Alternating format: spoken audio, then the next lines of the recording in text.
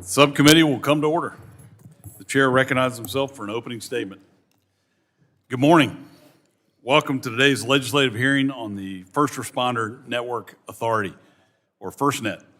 FirstNet's authorization expires at the beginning of next year, and it's this committee's duty to reauthorize the program before it expires. In the process, we should examine FirstNet's activities since its creation 15 years ago and make any changes necessary to improve its performance. Future of public safety relies on safe resources like FirstNet. So thank you all for joining us to ensure that our country is taken care of in the times of need. During the horrific terrorist attacks on September 11th, 2001, first responders from different agencies found they could not communicate with each other because they used different radio systems, and overloaded networks prevented communications from going through. In the aftermath of these attacks, Congress stood up the 9/11 Commission, which made recommendations to prepare for and guard against future attacks. One of those recommendations led to Congress establishing FirstNet, a nationwide broadband network specifically built for public safety. FirstNet was allocated 20 megahertz of spectrum and $7 billion to build out the network in all 50 states and the territories. In 2017, AT&T was selected to deploy the network. Shortly after, FirstNet began providing priority and preemption. During a crisis when there's increased network traffic, non-FirstNet AT&T subscribers will be removed from the priority list to ensure first responders can always make the call. On December 20th, 2023, the FirstNet Authority verified the initial nationwide build-out of the network. However, the successful build-out of this network does not mean it has not faced challenges. Since 2014, the Department of Commerce Office of Inspector General has issued 21 reports regarding significant concerns about FirstNet and the deployment of the nationwide public safety broadband network, its operational response, and other administrative matters. Several of these reports highlight contract oversight shortcomings, resulting in modified build-out objectives that jeopardize first responders' ability to do their job. Other reports indicate a failure of the network to adequately respond to a natural disaster, and that a senior official at FirstNet interfered with the OIG's investigation and even retaliated against whistleblowers who cooperated with the OIG. This committee's work over the last several months has also identified a consistent and troubling finding. The ambiguous language regarding FirstNet's independence, while simultaneously placing it directly within an executive branch agency, has created confusion and strife for all parties involved when trying to manage this program. To ensure the long-term success of FirstNet, it is imperative there is a clear and consistent leadership. This leadership must be able to work hand in hand with the FirstNet board, not against it. I would like to emphasize that this draft legislation does not in any way remove the statutory requirement to have a board or their responsibilities to the First Responder Network Authority. The board is an incredibly valuable component of FirstNet and crucial for ensuring the experience and needs of first responders, as well as the general public, not government bureaucrats, are reflected in the direction of the network. Additionally, we must ensure this network can evolve along with the technological landscape. Networks of 15 years ago are different than those of today and could be even more different 15 years from now. For the benefit of first responders, FirstNet should have the statutory flexibility to incorporate new network technologies to provide the most advanced service that public safety requires. I want to be clear, FirstNet has succeeded despite the challenges it's faced, and I would like to commend AT&T for building a nationwide safety communications network, making it a success, and continuing to build it out and improve for the safety of others, and for being the only one to take it on in the first place. Congress is here to evaluate this program to ensure its long-term success for our first responders. Today is the first step in the reauthorization of this program. With FirstNet's statutory authority set to expire in 2027, it's time for Congress to assess FirstNet's progress and ensure that we provide a governing structure that sets up FirstNet to succeed into the future. Today, we'll hear from our witnesses who are directly involved with FirstNet about the current state of the network and how the legislation before us will strengthen the First Responder Network Authority. I now recognize the ranking member, the gentlelady from California, for her opening statement. Thank you very much, Mr. Chairman.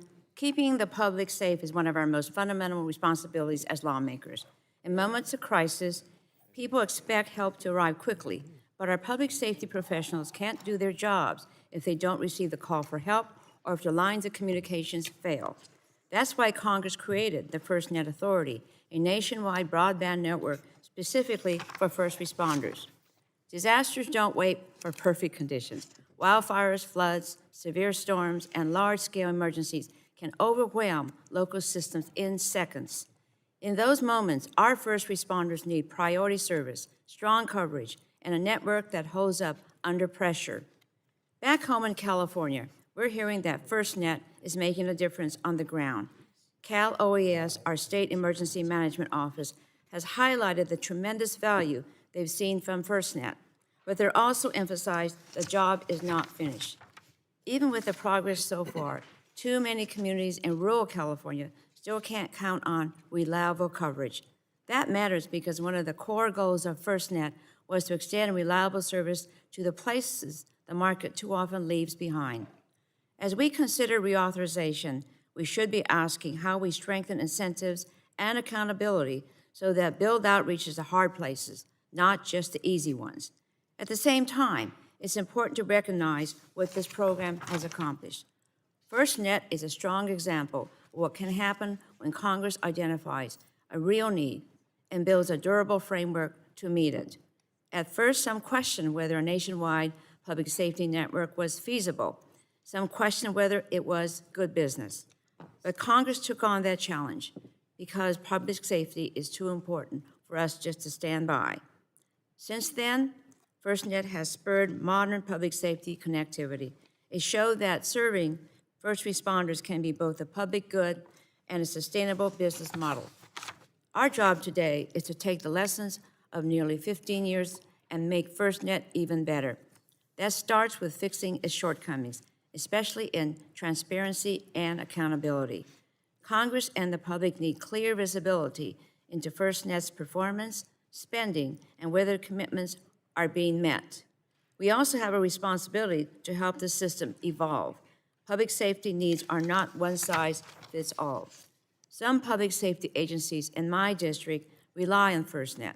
Some use other providers, and some use a mix because they can't afford a single point of failure.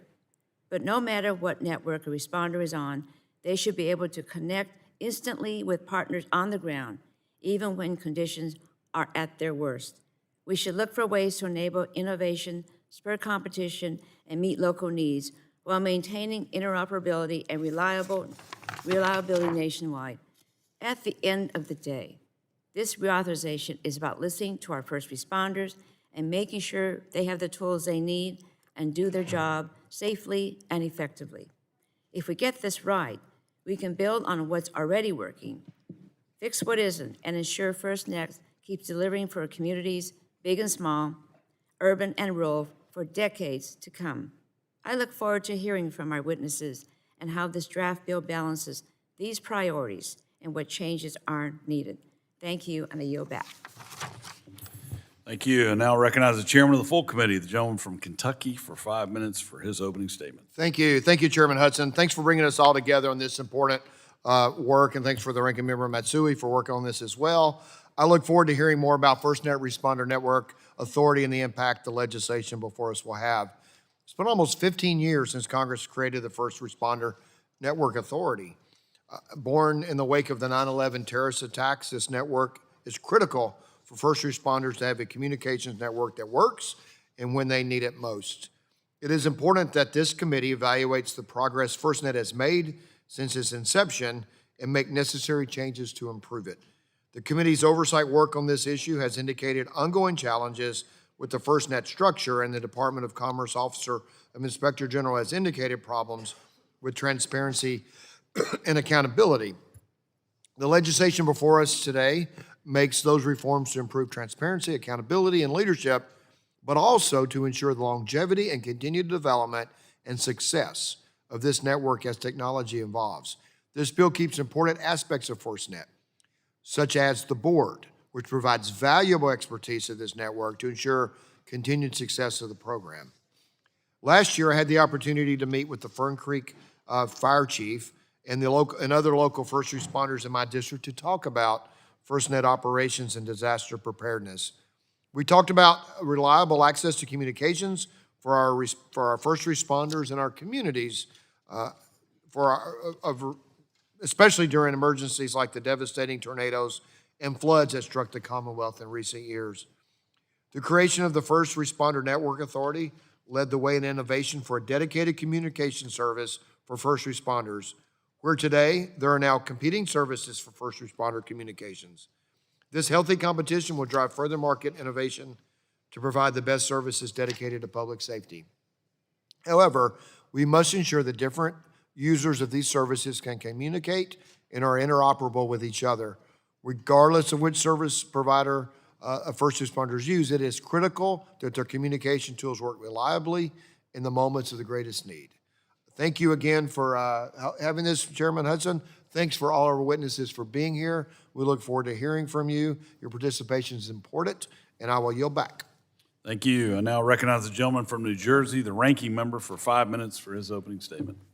Thank you, Chairman Hudson. The subcommittee has worked hard in recent months to advance bipartisan efforts to improve public safety communications, and I'm glad to see that we're continuing today as we discuss legislation to reauthorize the First Responder Network Authority.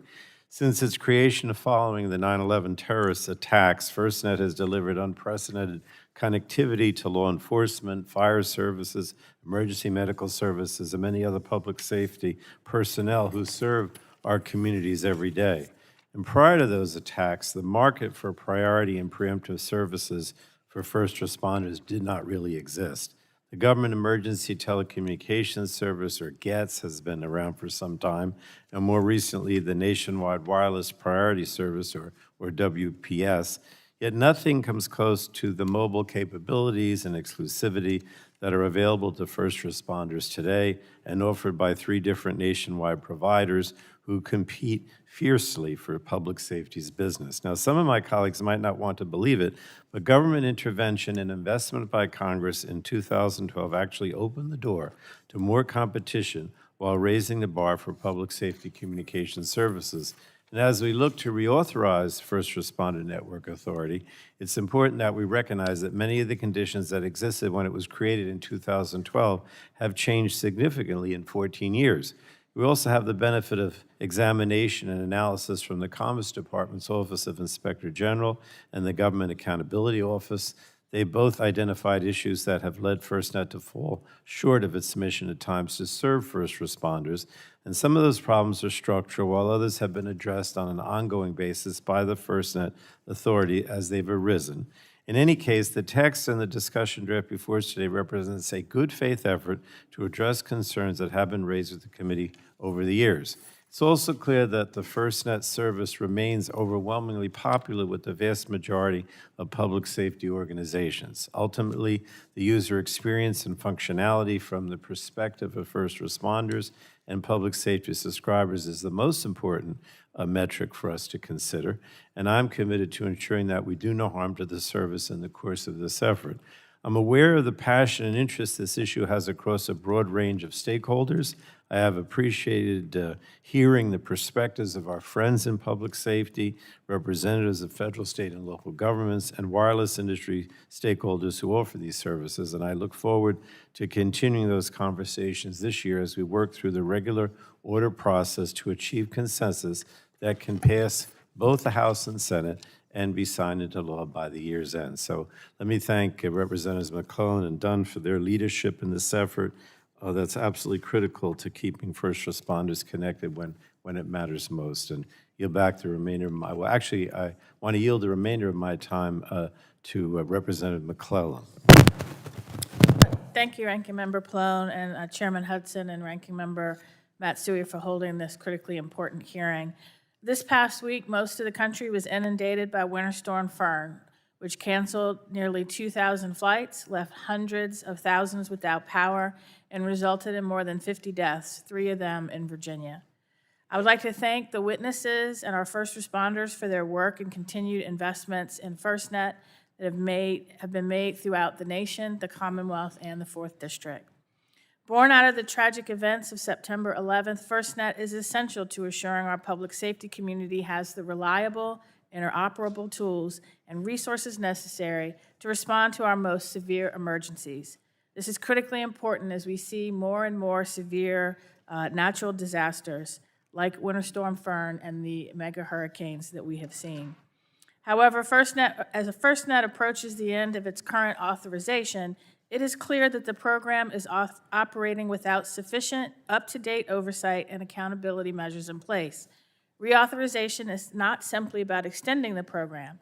It's about strengthening governance, reinforcing transparency, and ensuring that Congress retains appropriate visibility into how the nationwide public safety broadband network operates.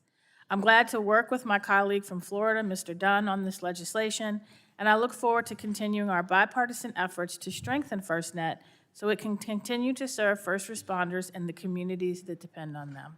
Thank you, and I yield back. Gentleman yields back. The Mr. gentleman Chairman. yields back. Thank you. We have now concluded with member opening statements. The chair reminds members that pursuant to the committee rules, all members' opening statements will be made part of the record. We'd like to thank our witnesses for being here today to testify before the subcommittee. Our witnesses will have 5 minutes to provide an opening statement, which will be followed by a round of questions from the members.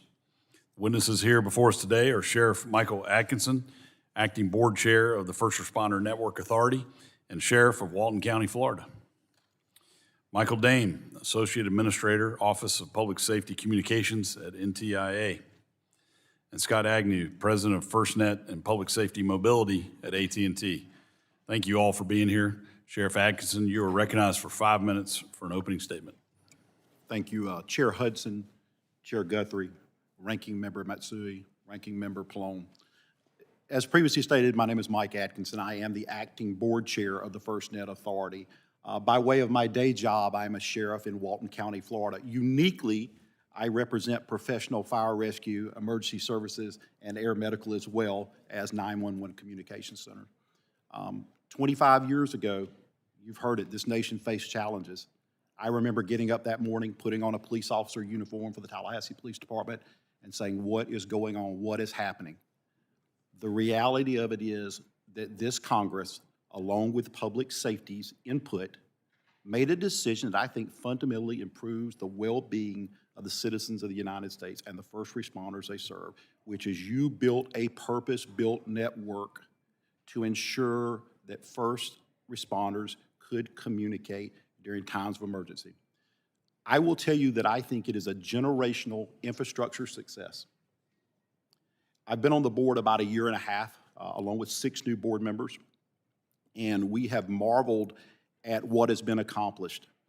And I will tell you that I'm proud of the work that the Congress has done and the First Responder Network has done. But my job is to be honest and to be a good steward of the public's trust and the responsibility that you've given us. I am well aware of the Inspector General's reports. We became aware of them right after we came into office, the new board members. It was our first thought and responsibility is to lean into this. You're not going to hear me make excuses for that. I'm not in the business of excuses. As I told the executive director and as the board said to the executive director and staff members, we're in the business of getting things done. And so what that means is there will be accountability, there will be transparency, you will work with the Office of the Inspector General, and we will resolve these issues, period, full stop. Then, whoever should be held accountable should be held accountable. That is the reality of where we're at, and I'm not going to beleaguer that point, but I think it speaks for itself. I think that there is an opportunity now to do some things that make a difference. If FirstNet has been successful, I believe it will continue to be successful. There are some things I think we can do to make it better. Let me give you an example. As I briefly mentioned, 6 of us came on board at one time. That's an incredibly difficult way to maintain continuity of government when you have 6 new people who have no previous history on that board itself. We would ask that you consider staggering these terms to 3 years. By the way, that was in the original legislation. It just did not contemplate reoccurring, that you grant the Secretary of the Department of Commerce the ability to continue to stagger these terms. That's just good governance. We'd also say this, that this should be a public safety mindset on this board. And to that end, we would ask that you make a minimum 5 seats designated for public safety disciplines. We think that's important, and that is actually, I believe, the intent. We're asking that you codify it into law, and that's important. And lastly, I'll say this. There are too many captains on the ship. The reality of this is, if you're going to hold me accountable, please give me the authority to make decisions. And I think that's crucial. We have a good working relationship with NTA. We're going to continue to do that. But it's not about individuals. It's about systems. And any time that you have a single solution optimization, you have system fragility. You have to make sure this thing is written down, that it's done correctly, that it is clear to everyone involved about how we're going to do some things. I think that's crucially important. I'm going to go back and say this again. Nothing about what I just said takes away from what I think is a phenomenal generational improvement. I liken it to the Eisenhower interstate system. Everybody can drive on it. It is the service of the people. Some people, some local government, some private industry may build private roads. That's fine, that's good. Our job is to make sure it works, that we're good stewards of the public's money, and we do what we do in the light of the sunshine, as we say in Florida. Representative Castro, as you well know, this is the way we should be doing business.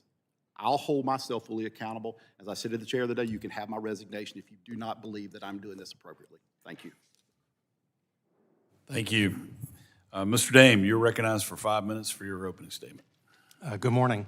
Chairman Hudson, Ranking Member Matsui, Chairman Guthrie, Ranking Member Pallone, and members of the subcommittee. My name is Mike Dame. I'm the Associate Administrator for Public Safety Communications with the National Telecommunications and Information Administration. I have served at NTIA for 13 years with a total of 29 years of federal service. My portfolio includes NTIA's statutory and delegated responsibilities related to the FirstNet Authority and Next Generation 911 activities. I'm honored to appear today to provide testimony regarding the reauthorization of FirstNet. 14 years ago, this committee pioneered and Congress passed landmark legislation with the Middle Class Tax Relief and Job Creation Act of 2012, which established the First Responder Network Authority and provided first responders with a much-needed nationwide interoperable public safety broadband network. For decades prior to FirstNet, there were far too many instances of major communications failures that cost lives or impeded emergency response. Before Congress created FirstNet, first responders lacked dedicated access to spectrum and the ability to connect regardless of congestion. Public safety users instead relied on commercial telecommunications networks that treated them no differently than everyday consumer traffic. FirstNet has achieved incredible milestones in 14 short years to serve the needs of public safety by awarding a contract to a nationwide telecommunications carrier, completing its initial build-out of the Band 14 network, comprised of over 60,000 cell sites, and now serving tens of thousands of public safety agencies as subscribers and millions of device connections. Despite these major accomplishments, rigorous oversight of the FirstNet Authority and the multi-billion-dollar contract is critical to protect first responders and taxpayer dollars. The Department of Commerce Office of Inspector General has performed significant review and evaluation of the FirstNet Authority. The overarching theme across all of these Inspector General audits is the need for stronger and more systemic contract oversight. As Congress looks to reauthorize FirstNet, NTIA stands ready to support the committee with key reforms to the law based on lessons learned from the past 14 years. For example, I have witnessed how the FirstNet Authority's statutorily created dotted line of independence has been a source of confusion and misunderstanding since 2012. Recent OIG reviews and my own experience illustrate how FirstNet's unclear lines of authority blur responsibility and create friction between FirstNet management, the board, and NTIA. Legislation should reform the structure of the FirstNet Authority by making an NTIA line office similar to NTIA's other existing line offices. To be clear, I know that some public safety groups and stakeholders have expressed concerns with this proposed change. But this reform would strengthen FirstNet's mission by enabling clearer oversight and more efficient stewardship of resources in service of first responders. All of these savings will be redirected into the network, to benefit public safety. That said, I recognize that during a time of crisis, public safety must act quickly. Stakeholders have expressed fears about bureaucrats second-guessing decisions or delaying action. That, of course, would be unacceptable. And NTIA appreciates the draft text call to clarify what activities would need prior approval from NTIA. However, other arguments against the removal of FirstNet authority independence appear to either misunderstand or misstate the current lines of authority and blur the roles of FirstNet authority staff and the FirstNet board. Importantly, placing the authority clearly into NTIA would have no impact whatsoever on the roles and responsibilities of the FirstNet board. In fact, NTIA believes that the forms being contemplated by this committee would further strengthen the board by staggering the board terms, driving continuity, and statutorily adding additional public safety seats. It is often said that FirstNet is a public safety network built for and by public safety. That is because of the expertise embedded in both the FirstNet board and the Public Safety Advisory Committee. NTIA has no interest in supplanting that expertise. Instead, we rely on it every day. I strongly believe that we all share the same goal, enhancing the public safety network for the benefit of public safety, and I am confident that working together in good faith, we can get to a place where we can achieve that goal and set public safety up for success for the next 10 years. I appreciate the thoughtful draft the committee has shared with the public. I look forward to discussing these ideas today. Thank you, Mr. Chairman. Thank you. Mr. Agnew, you're recognized for 5 minutes for an opening statement. Chairman Hudson, Ranking Member Matsui, Chairman Guthrie, Ranking Member Pallone, and members of the subcommittee, thank you for the opportunity to appear for you today. My name is Scott Agnew, and I serve as President of FirstNet and Public Sector Mobility at AT&T. I'm responsible for ensuring AT&T fulfills its federal obligation to deploy, operate, and continuously evolve the FirstNet network for America's first responders. AT&T strongly supports reauthorization of FirstNet, and we support doing so well in advance of early 2027. Thank you for your leadership and commitment to public safety and for taking the crucial first steps of releasing draft bipartisan legislation. We look forward to working with you to ensure FirstNet continues to deliver for the vital first responder community. FirstNet represents one of the most successful public-private partnerships in modern infrastructure policy. In 2017, AT&T was the only major carrier to answer Congress's call and to enter the competitive bidding process. Ultimately, AT&T was selected over other bidders to build, operate this nationwide public safety network. The network was completed on time and on budget in March of 2023, and it continues to expand and provide new life-saving services. Since 2017, we have built out an interoperable network that covers nearly 3 million square miles, making it hundreds of thousands of square miles larger on average than commercial networks. This is a critical advantage for rural, tribal, and remote communities. Today, despite other marketplace options, more first responders choose FirstNet than any other network. This historic build was initially funded by the enacting statute's allocation of $6.5 billion from auction proceeds, an auction in which AT&T spent more than $18 billion. Going forward, the statute requires permanent self-funding for operations and expansion, which is achieved solely by AT&T sustainability payments and additional capital contributions from AT&T.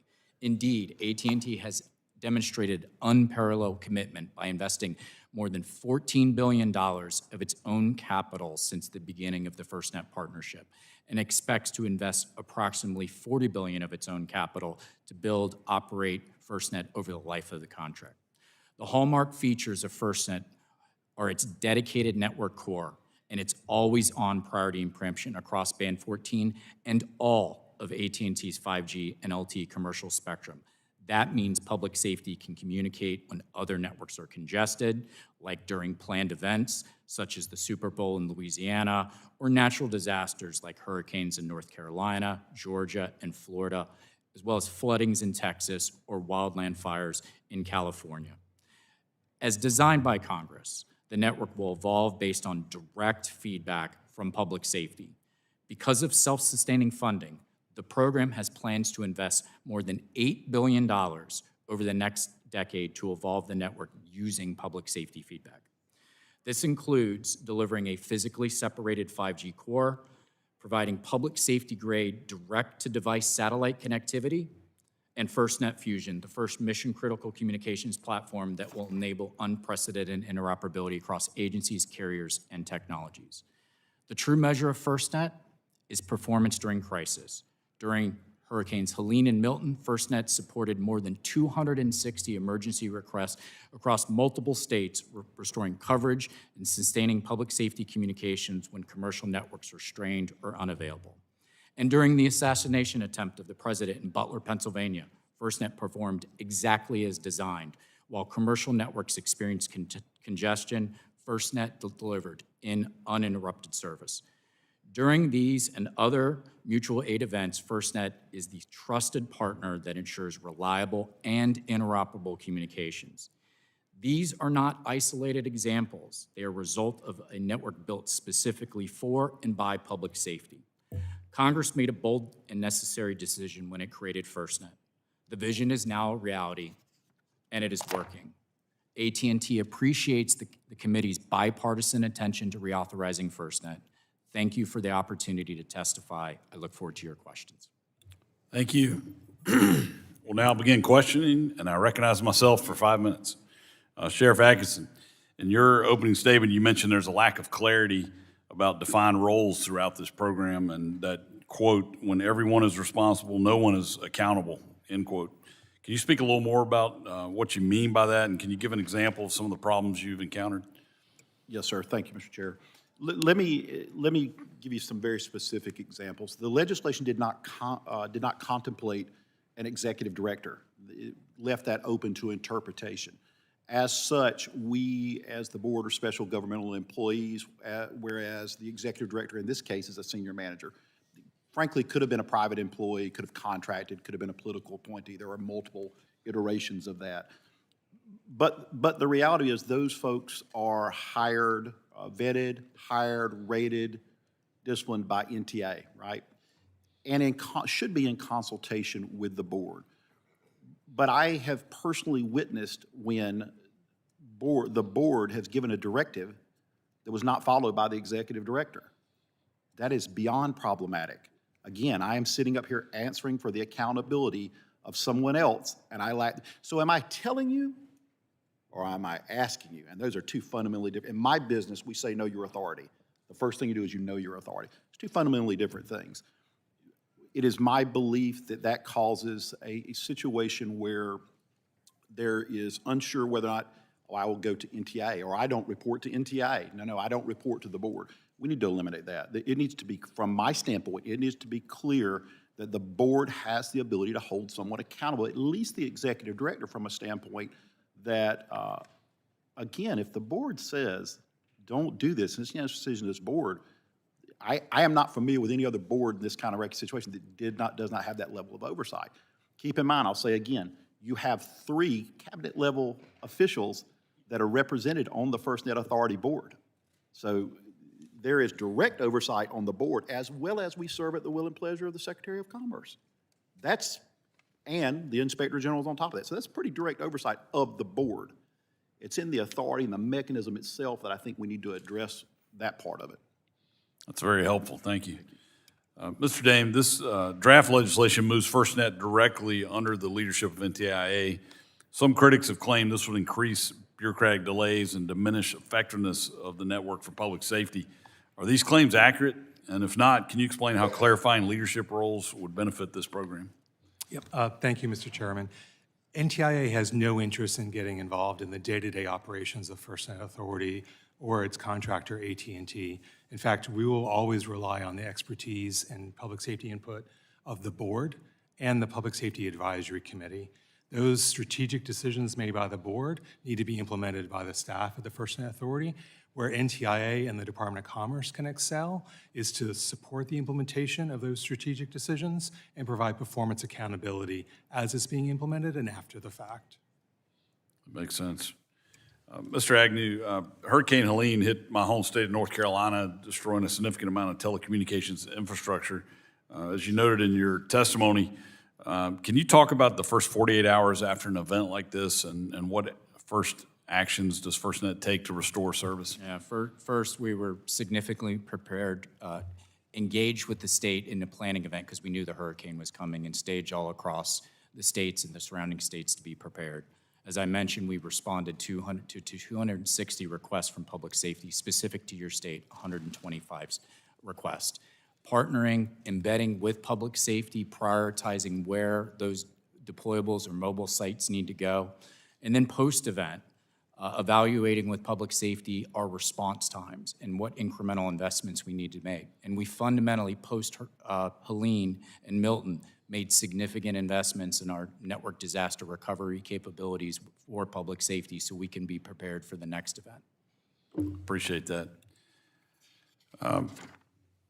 As my time seems to be expiring, as I've said before, if I don't hold myself accountable, Sheriff, I can't hold the rest of the committee accountable. So I'll ask unanimous consent to insert in the record the documents included in the staff hearing documents list. And we'll now recognize ranking member of the committee, gentlelady from California, Ms. Matsui, for 5 minutes to ask your questions. Thank you very much, Mr. Chairman. FirstNet now connects more than 1,800 agencies and organizations across California, helping first responders communicate when every second counts. But too many communities still face cellular dead zones, especially in rural areas like the California Delta.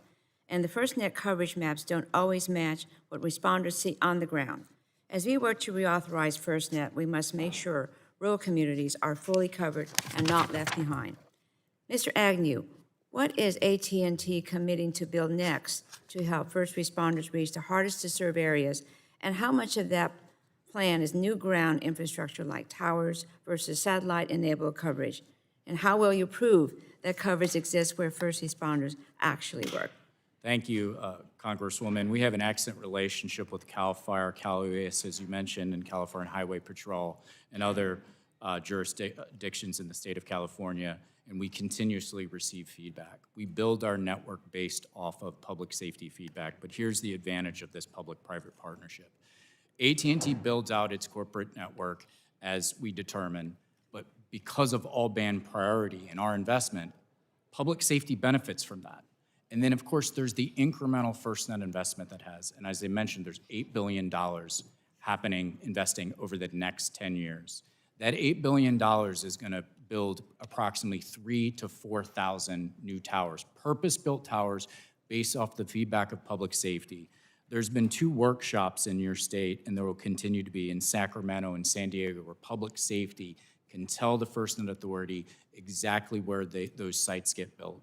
Okay. And so we're building those sites for public safety, not because of profit or return on investment. And this is what's special and unique about the program. Okay, thank you very much.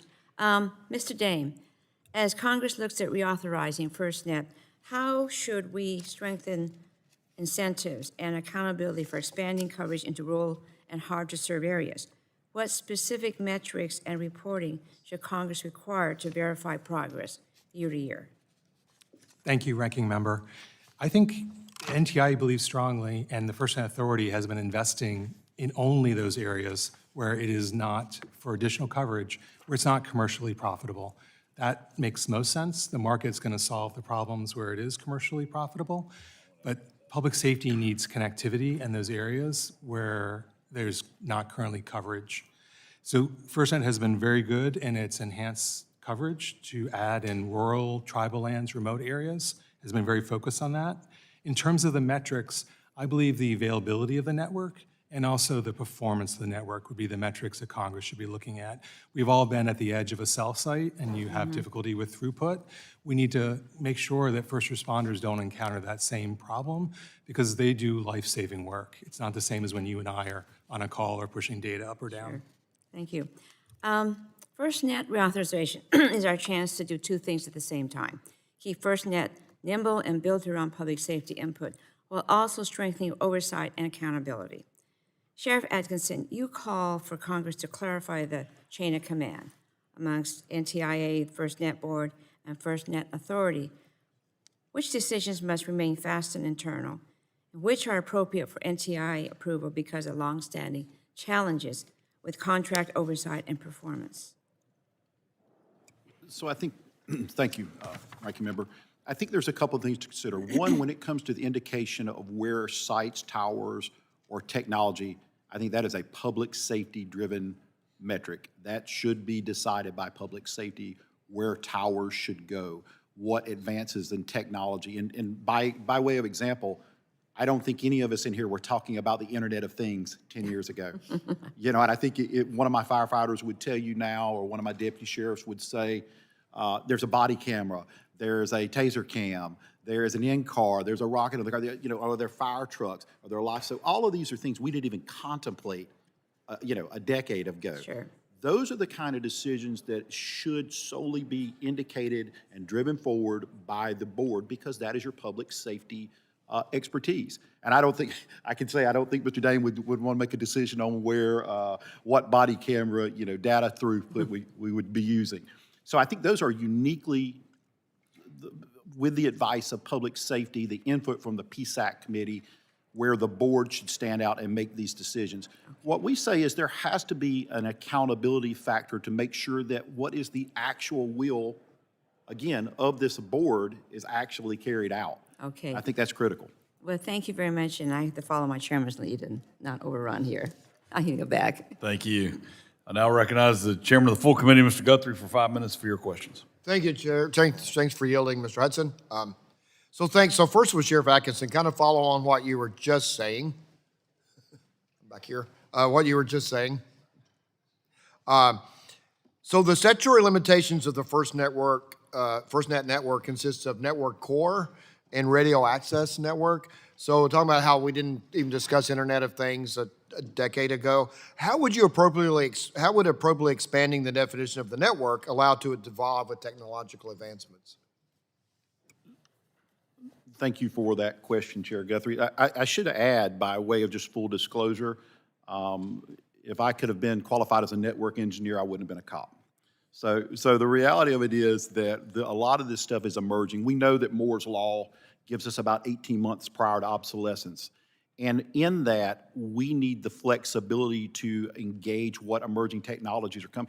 Artificial intelligence is going to change the way we mandate and the way we deliver these services. And I think the board needs to be able to drive that, you know, where we can leverage technology to make these things better. But crucially, if nothing else comes across, let me say this: coverage is king, because we need to do one thing well before we try to do 10 other things.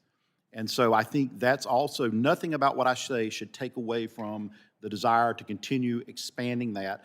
And we're not abandoning LMR, land mobile radio. That is a redundancy that's absolutely critical to what we do.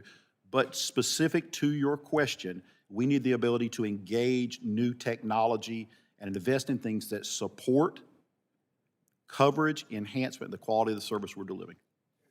Thank you. So getting to coverage is so important. So, Mr. Agnew, I know 2024 we had the AT&T outage. FirstNet customers were notified of the outage 3 hours after it occurred, and the draft discussion is mandating 30 minutes of confirmed. Is that a reasonable timeline that you believe your company could comply with? And what other tools does AT&T provide FirstNet users to better understand outages? Yeah, thank you for that question, and thank you for your support of this public safety priority, Congressman. Yes, we do think it's reasonable.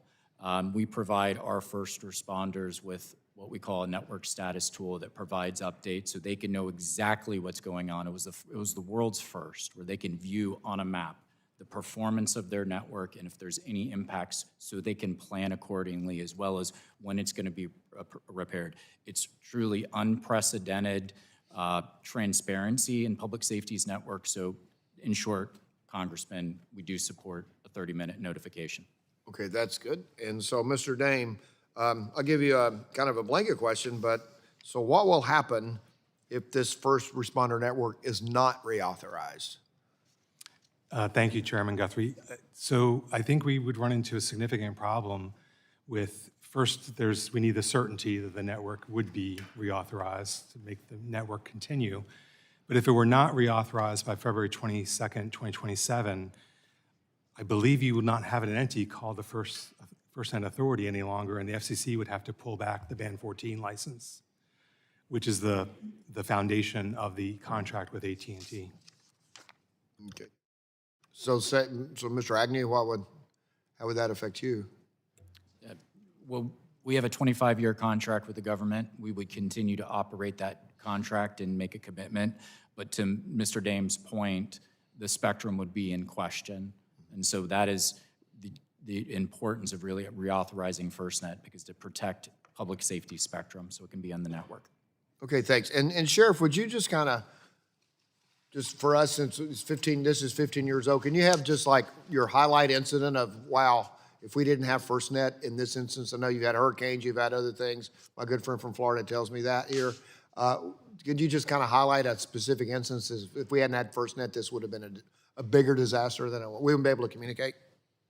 I can give you several, but I'm going to stick with one, which was Hurricane Michael in 2019, as Representative Dunn knows very well. The ability to put deployable assets to bring cellular service back online was critical. It was something I personally witnessed. Previous to this, I was at Hurricane Katrina in 2005. I saw what happened when there is a fundamental collapse of communication. So yes, the short version is, this is critical to the way we do business. My own agency went down and had to rely on FirstNet to dispatch calls. Well, thank you. I appreciate that, and my time is expired. I have 5 seconds, but I'll yield those back. Thank you. I appreciate that, Chairman. Now recognize the ranking member of the full committee, Mr. Pallone, for 5 minutes to ask your questions. Thank you, Mr. Chairman. Obviously, FirstNet is essential for first responders, and we have to ensure that continues to be the case. Having said that, there's no shortage of evidence indicating a pattern of questionable decision-making by the First Responder Network Authority leadership. For instance, decisions to weaken contract requirements to allow milestone payments to be dispersed to the authority's contractor raise serious questions about the value of the authority's independence, especially if that independence does not produce the best outcomes for public safety and users. So let me ask a couple questions of the sheriff. Do you believe, as I do, that a more direct line of authority between NTIA and the FirstNet Authority would help increase accountability in some of the instances covered across the Inspector General reports? I think that there are a couple of things here that I want to address, and I'm going to bifurcate this. First, when a decision by the board is not carried out by the executive director, you need to fire the executive director, right? And if the board is not carrying that out, you need to fire the board members. And so that's where I come down first. Second part of that, it is in everyone's best interest for us to work well and closely with NTIA. I believe that's important for any level, any branch of government. But I start with accountability on this issue, and I think that is where there's a fundamental breakdown. If you're going to have accountability, you have to have authority to make decisions. And if they didn't do it, then that's who should be held accountable. But I do believe in the cooperation and relationship with NTIA. All right. Now, I believe Congress can maintain the important role of the FirstNet board and still preserve the FirstNet Authority's autonomy, if you will, which is important to act with speed and precision, but then also tighten up some loose ends to ensure investments are put to the best possible use. So again, Sheriff, do you agree that we can achieve all these goals in this legislation, and what should the committee keep in mind as we think about these roles and responsibilities working well together towards a shared goal? And again, that's, the role of the FirstNet board, the operational autonomy, and tightening up some of these loose ends that keep coming up. So I told him I would give him authorship credit, but Mr. Dame said something the other day that I really liked, which is this idea of an elegant solution. The reality of it is that public safety has to drive where these investments go. I don't see it functioning otherwise. I see it being problematic. I think there should be a close working relationship with NTIA. I think there are opportunities for this Congress to address lack of continuity in the way we have come on board and the way we're doing business. So for sure, I think that is something that matters. I don't think any of these things should work in a vacuum. But when it comes to making decisions on the financial, and I don't think NTIA has ever suggested that they should determine where tower goes or anything of that nature. So I think that's a good place for us to come down, is that the decisions on the financial placement of towers, things like that, resides with the board and should maintain that in a public safety mindset. And it's my belief that when it comes to at least someone that the board can have some direct say and control over should be the executive director. Okay. Now, much of the conversation about reauthorizing the FirstNet has rightly focused on the goal of interoperability. Interoperability for first responders coming from different departments or agencies at various levels of government. So I was going to ask Mr. Agnew if you could talk about the work being done on the Fusion application, how it could address some cross-network barriers that exist for push-to-talk and other mission-critical capabilities.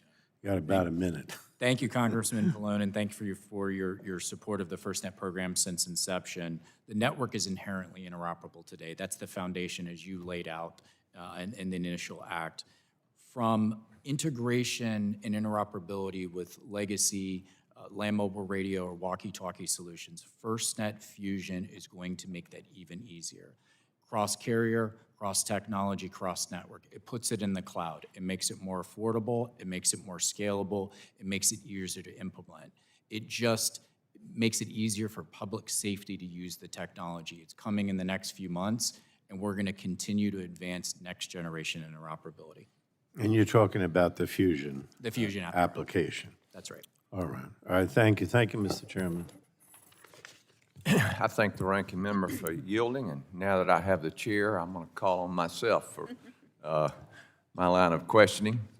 I want to thank the witnesses for being here today. I learned 2 years ago just how important the ability to communicate during an emergency or natural disaster can be when Hurricane Helene tore through my district. I'll never forget the first press conference with the governor and the state director. And the first question the state director got was, where can people find out where we have shelter, food, and water? And he said, go to our website.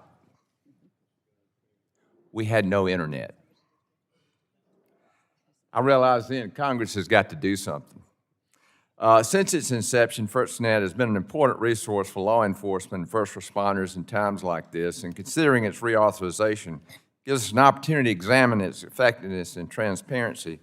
Mr. Agnew, I know FirstNet works as quickly as possible to restore connectivity, but can you walk me through how we are going to prevent these interruptions in the future and maybe use satellites and other redundancies so emergency responders can communicate effectively following a major disaster?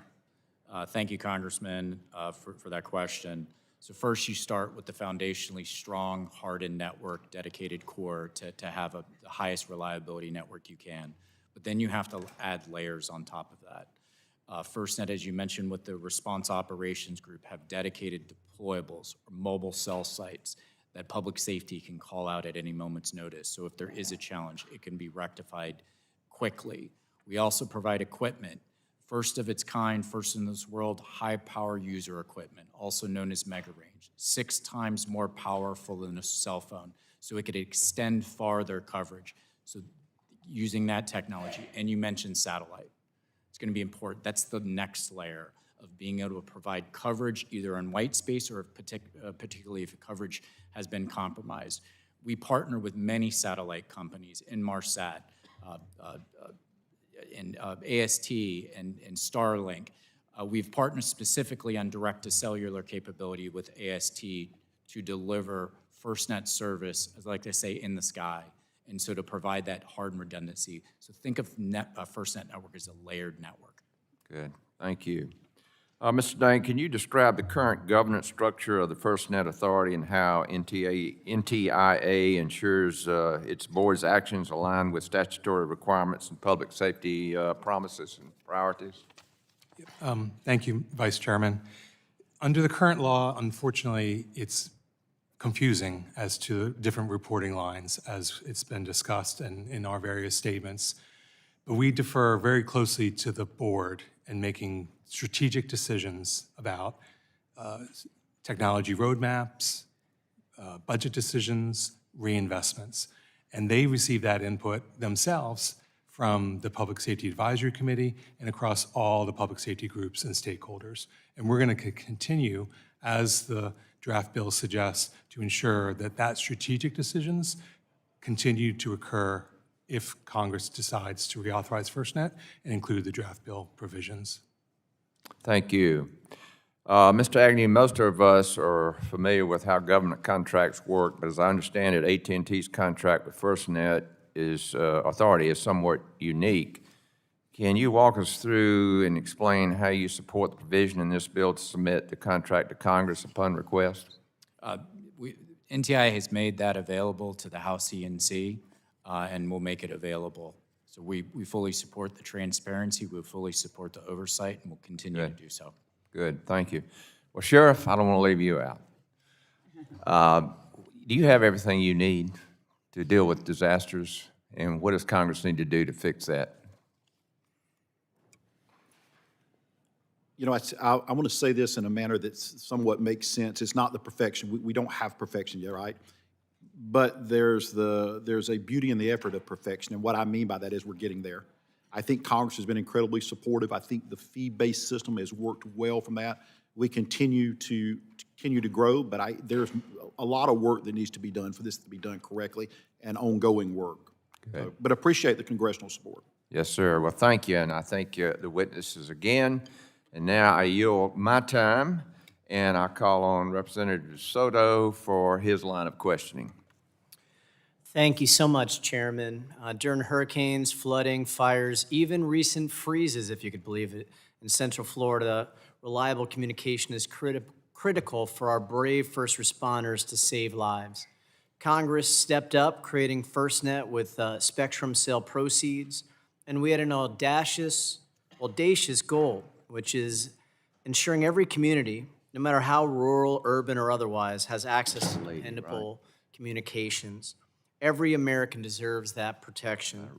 I contacted some of our local Central Florida agencies and see that both the Osceola Emergency Management Department, City of Kissimmee, City of St. Cloud, Osceola Sheriff's Office, several cities in Polk County as well as Polk County Sheriff utilize these services. And hearing from my local emergency management director in Osceola, Bill Litton, he said, yes, emergency management uses FirstNet for our cell phone providers. We have had good experience with the service and the resources from FirstNet that they can provide our county pre and post disaster. And he noted that last year FirstNet has added 2 additional towers in the area to improve reliability in service areas. We also heard from Polk County that the overall feedback has been positive. Biggest improvement noted has been in areas where LTE boosters have been installed with better coverage and performance reported in those locations.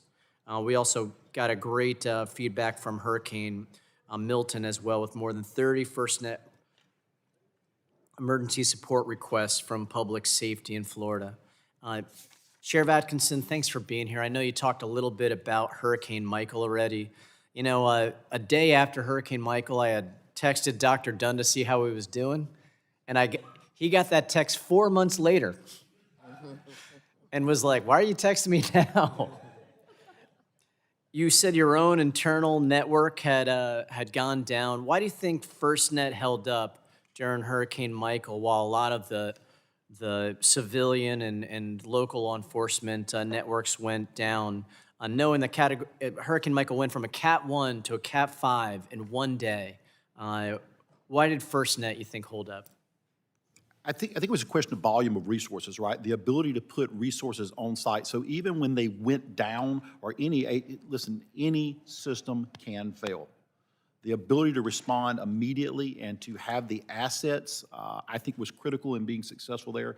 I think that's why, you know, I think as we were, as you said, looking for members of our local government as well as every other citizen at Hurricane Michael trying to assist, we were able to get these deployables in to make a difference and to boost that cell signal. So at the end of the day, I think it's just an economy of scale that makes the most system. It's the redundancy, it's the resiliency of the system. The analogy for me, again, is still the Eisenhower interstate system. There may be better roads, but you can count on the interstate being there. Mr. Agnew, you know, you mentioned some pretty big investment goals, $14 billion invested so far, $40 billion in total. Can you walk me through a little more on what that entails? New towers, I know, is a key part, satellite redundancy. Can you give us a more clear picture of some of those investments? I think you're exactly right. It's going to be investment significant in coverage. Rural areas, underserved areas, tribal areas.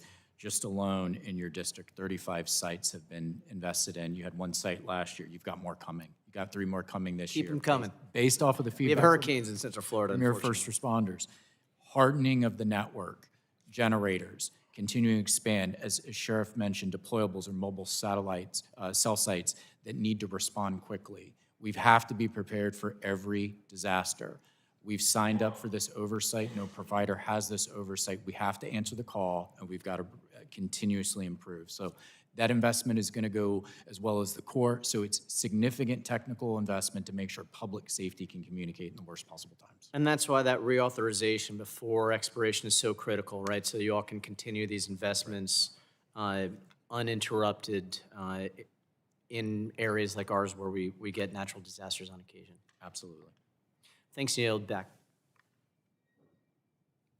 I thank the gentleman for yielding, and now call on Mr. Bilirakis from Florida. Thank you very much. Line of questioning. Appreciate it very much. Thank you. As a former member of the Homeland Security Committee, ensuring first responders have the necessary tools and resources they need to respond to emergencies has been a high priority of mine since coming to Congress. In fact, I chaired a hearing on this very topic in 2012 on the Subcommittee of Emergency Preparedness, Response, and Communications. I know well how fragmented and clumsy public safety communications were 14 years ago. From that hearing, FirstNet was ultimately born, and I think it's been very successful. Sheriff Atkinson, can you talk about the relationship that the FirstNet Authority Board has with FirstNet Executive Director? And what is the process if there is a disagreement between the two of them? I think that's very important. Just a point of clarification, is the difference relationship between what 2 entities? I missed that. Oh, okay. So again, the process, can you talk about the relationship that the FirstNet Authority Board has with the FirstNet Executive Director? And what is the process if there's a disagreement between them? Sure. Just as a point of clarification again, is that the executive director is vetted, hired, rated by the NTIA. Now, that should be in consultation with the board, and so we always encourage that to happen as well. And no reflection on the current executive director, but I think when you'll go back and look at it, that has been at the heart of what some of these issues are. If you look at these OIG reports, is the relationship between or the inability to hold accountable. So I just think it's critical for us to have that authority to do that. They are technically an NTIA employee, as I understand it, of the law. They're a select senior management employee. They are not an employee of the board, or the executive director is not an employee of the FirstNet board. Okay, so if there's a disagreement, who prevails? NTIA. They're ultimately we would have to reach out to NTIA and say that we had an issue or a disagreement with them, which would put them, by the way, at a very unique position because they don't supervise him per se every day. So if he decided, for instance, again, if he said, I won't carry out this order, executive order, or vote of the board, the situation would be I would have to call and ask for NTIA's assistance to make him comply with the request of the board. So I'm asking, not telling at that point. Okay, thank you. Mr. Agnew, can you walk me through the AT&T decided, again, why they decided to take the risk to create this network, especially in light of the fact that previous state-run systems didn't work out? So, Yeah, it's AT&T has a history of working with public safety. We helped develop 911 in the late 60s. We invest and we are the market leader in public safety answering points.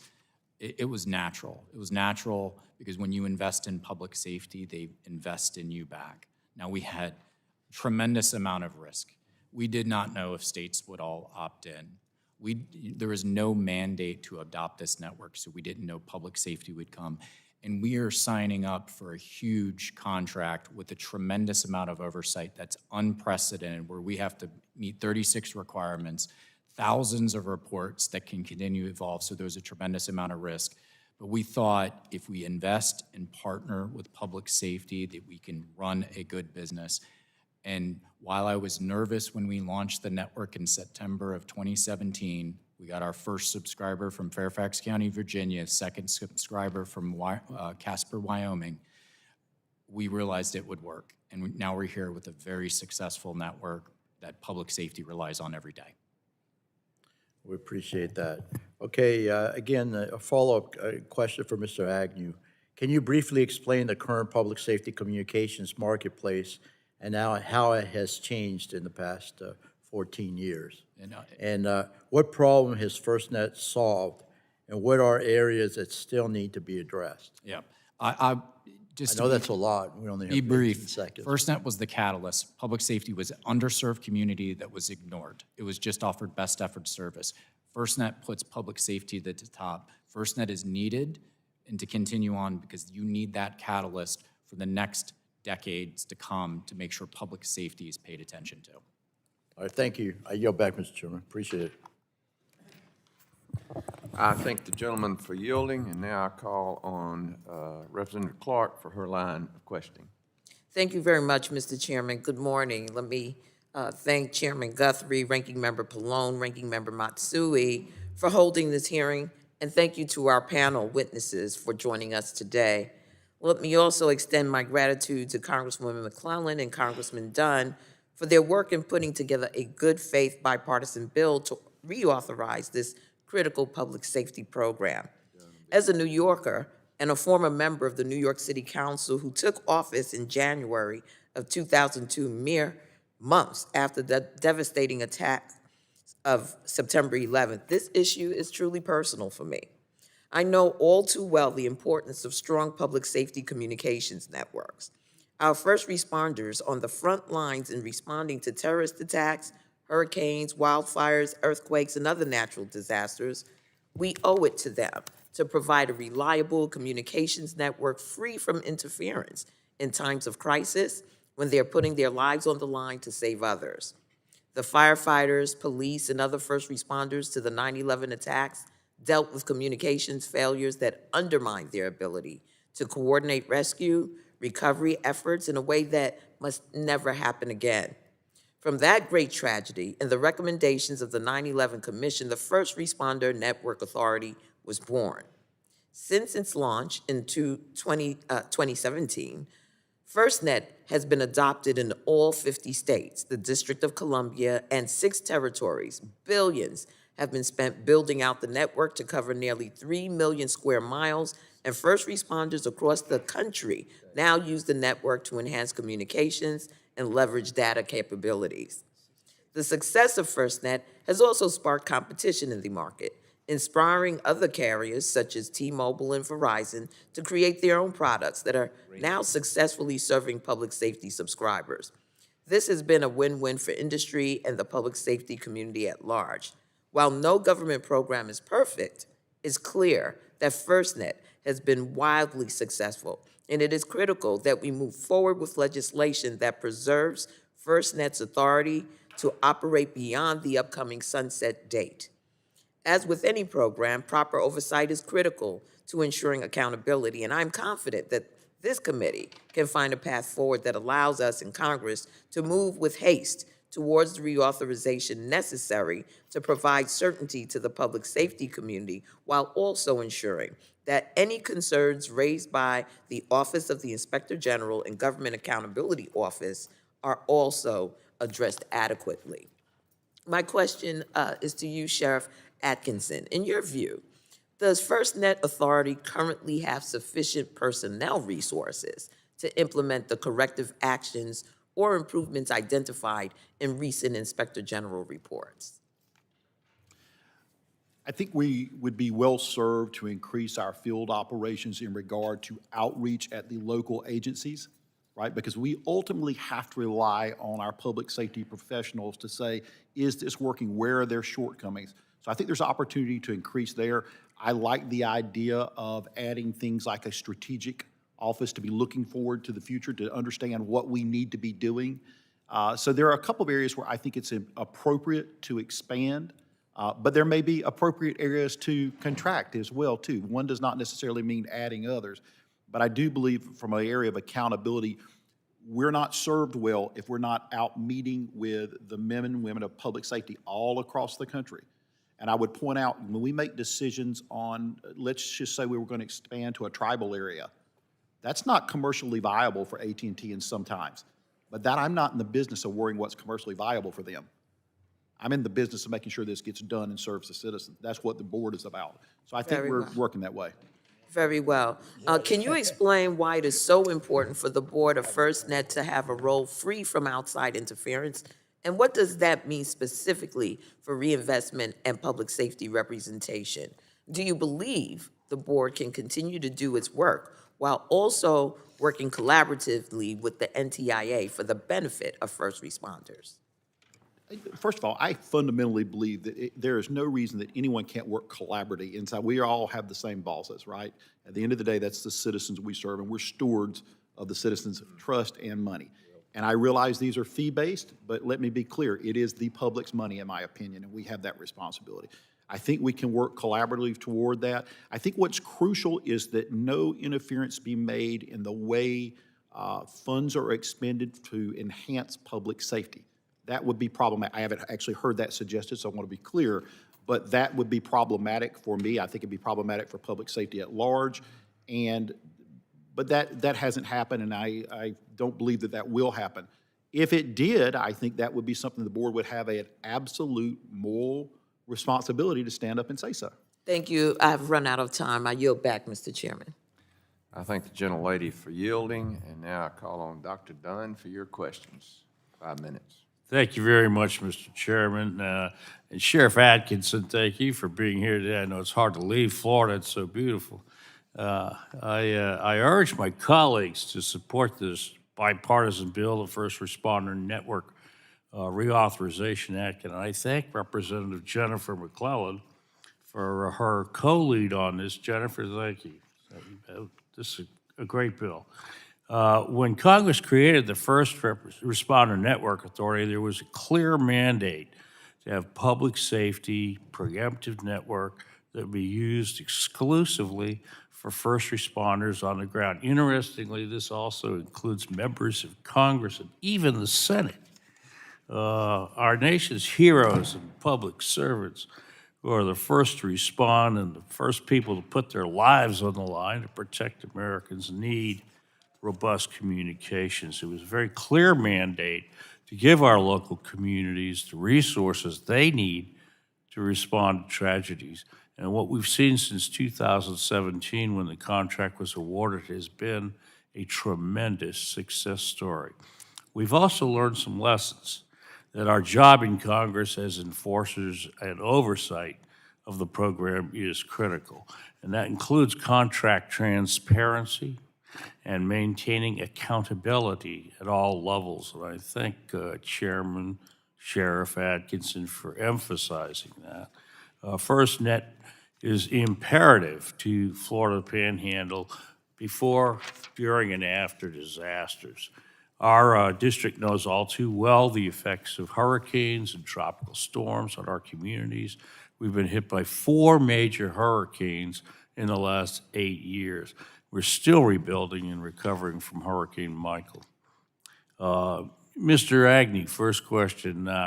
FirstNet was directed to provide nationwide interoperability. Briefly, what steps have you taken to solve the interoperability issue to ensure agencies using other carriers can still communicate during emergencies? Thank you, Congressman, and thank you for your support of this legislation. FirstNet is interoperable. Let me be clear. It was designed to be interoperable from the ground up. Data, voice, text message, you can work amongst commercial carriers. The next phase of interoperability is ensuring that land mobile radios or walkie-talkies, those legacy radio systems are interoperable. And so that is when I had mentioned earlier, FirstNet Fusion is going to allow for that to be more seamless and easier to use. So I like to think that we've solved the confusion of interoperability here. I mean, interoperability means everybody can operate on it, right? That I didn't think we interoperable, you can needed talk a amongst each other. dictionary on that. Sheriff Atkinson, Chairman Atkinson, thank you for your service. You stated as board chair, the roles and responsibilities of the NTIA, the board, and the authority are not well defined in statute. When everybody is held responsible, nobody is responsible. All right, so, and Mr. Dame, you had a similar statement as well. Sheriff, in your opinion, how should Congress clarify this statute? And Mr. Dame, I want you to answer afterwards. So, you know, that's tyranny of the commons, right? It becomes everybody's responsibility when it's no one's. You know, when we first came on the board, there was some reticence to give the board members access to information that we believed was fundamentally necessary to do that. Now, we were able to ultimately achieve that, but there should be no hesitation when it comes to an executive director, when a board asks for information, i.e. the contract, i.e. discussions about what agencies are on the only answer is, acceptable answer is yes.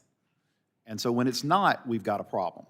And so I believe fundamentally that if you are, again, if I'm going to sit at this table and answer for the conduct of that, then I should have the authority to make decisions on who that person is and whether or not they are performing their job.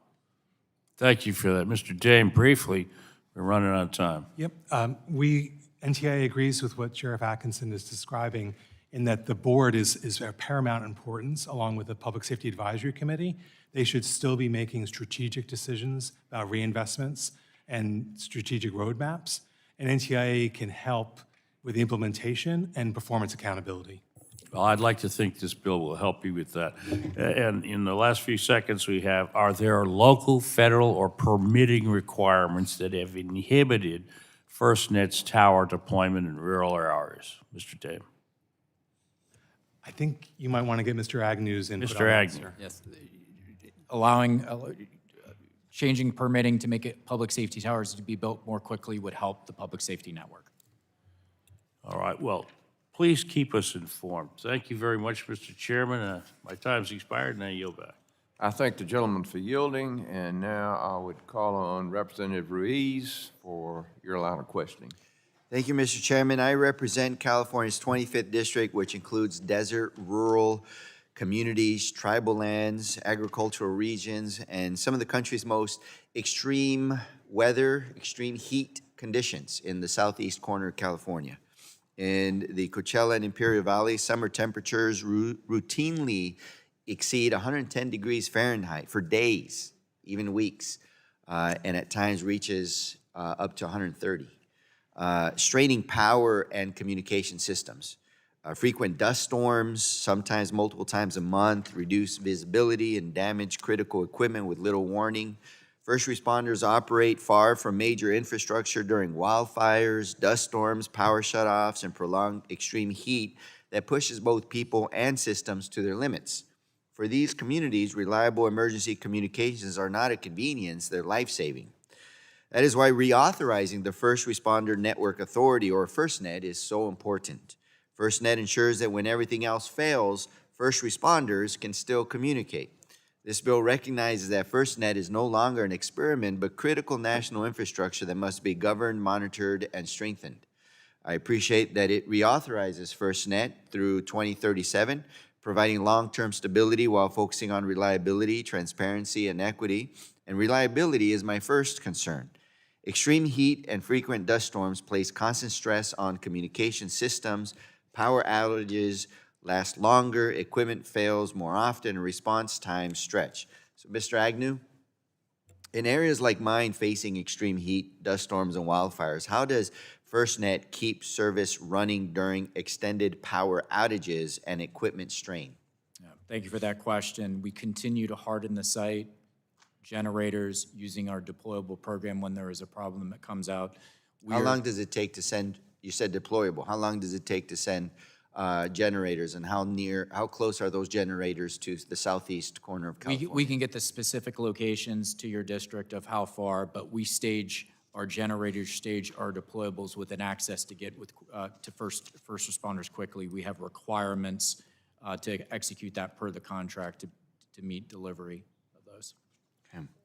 This bill takes important steps by requiring regular business continuity and disaster recovery plans subject to federal approval. This matters because failures during wildfires, dust storms, or outages put lives at risk. We know and we need to know how quickly FirstNet recovers and whether service is available for rural and tribal communities, not just big cities. So transparency is my next concern. Responders need real-time, accurate information. This bill, outage notification and status tool requirements are a meaningful improvement, but transparency only works if the information is timely and accessible during an active emergency. Mr. Agnew, again, when an outage occurs, how quickly does that information reach first responders in the field, not just agency leadership? Right. So we're continuing to evolve that communication steps. As we mentioned, the network status tool provides information in near real time. So leadership and individuals in public safety can make decisions quickly. Ensuring that communication gets down to the working level. We're continuing to work with public safety. There's an opportunity for users to actually sign up on notifications via text and via email. And so it's a continual educational process that we have to do. But we acknowledge more communication. The tools are there, though. It's already been built. Sheriff Atkinson, are outage notification reaching first responders quickly enough? I don't think it's ever quick enough unless it's instantaneous, right? We seek, again, we go back, we seek for the perfection, but I think it's getting there very, very quickly. Is there room for improvement? I think there's always room for improvement. Instantaneous would be the only acceptable answer. Everything else requires improvement. And so what accountability measures exist if outage notifications are delayed or incomplete? So a couple of things. One, we are typically able to notify fairly quickly. When I say fairly quickly, I mean in a matter of 10 to 15 minutes based on, what the availability and what the area of outage is. But I would add to that we, as a board, are starting to develop key performance indexes that we wanted to put in place as measurables so that AT&T can give us direct response into things that we think are important past what's been done in the past. So this is part of this idea of we need more accountability, more metrics to show. That's something the board's going to do. We're already looking at that, and I think that's critically important to make sure we're getting our money's worth out of it. Thank you. I yield back. I thank the gentleman for yielding, and now I'll call on Representative Pfluger from the great state of Texas for your questions. Thank you, Mr. Chairman. Appreciate the witnesses for being here and a very important conversation that we're having. It's obviously important to Texas after the flooding of last July, and that's one of the many examples I think we can point to of why FirstNet is so critically important. My perspective will come kind of from not just the energy and commerce lane, but also from the Homeland Security perspective as well. So I'll start with Mr. Agnew, and thank you for being here.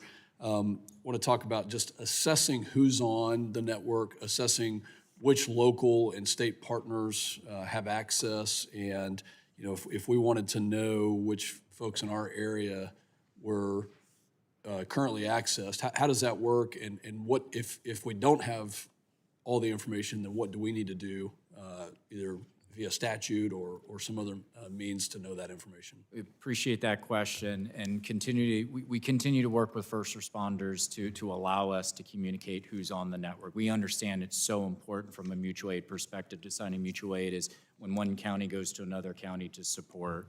And we are working with the authority for a process to more seamlessly get the approvals from each of the public safety agencies to say, yes, you can use my name. Right now, there's restrictions for our ability to do that through the FCC proprietary network information, but we are working collaboratively with the authority to make sure that'll happen. It's so important for public safety to know that they're on the network, so we see the value in it.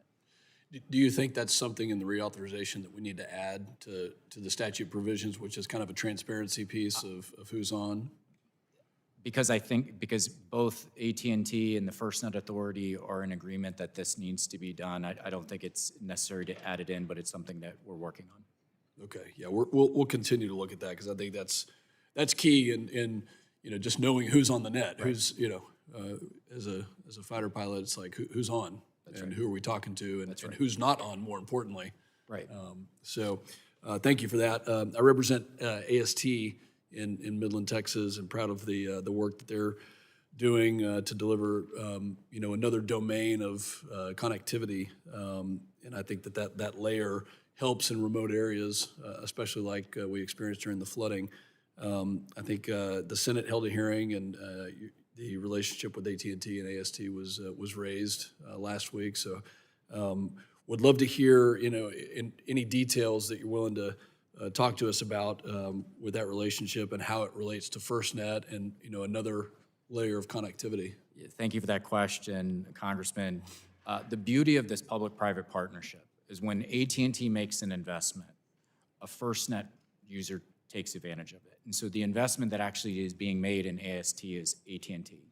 Now, my group works back with AT&T, and we ensure that anything that is deployed from AT&T meets the needs of first responders. So when AST goes up, when it fully launches, it will be for first responders, a version. It will have priority, preemption. We talk about push-to-talk, mission critical. It'll go well beyond texting. And we're excited. We're going to open, at the end of this month, we're going to open up customers signing up for trials specific to public safety, and it's going to launch first with public safety customers, specifically FirstNet customers. And we're more than happy to talk to any member in detail about specifically what the service will offer. That's fantastic. It's another domain, especially in rural America, that will help provide that connectivity. So, Sheriff, thank you for your service. I was stationed at Tyndall Air Force Base just to the east of you for many years, and want to talk about a couple of things. The relationship between the FirstNet CEO, the board, and NTIA. My understanding is that the board and the chair provide recommendations and strategic guidance to the CEO, but those are not necessarily binding. And in practice, this could mean that the CEO doesn't necessarily have to, follow some of the recommendations.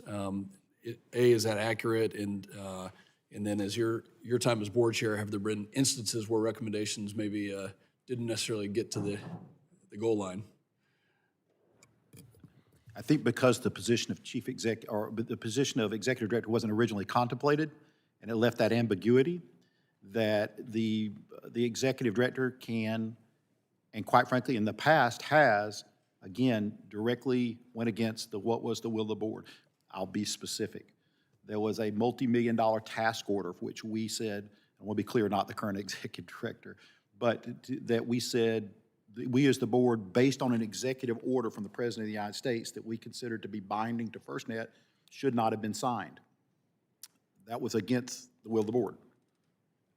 Whatever rationale, whatever reason that was, it didn't work for us.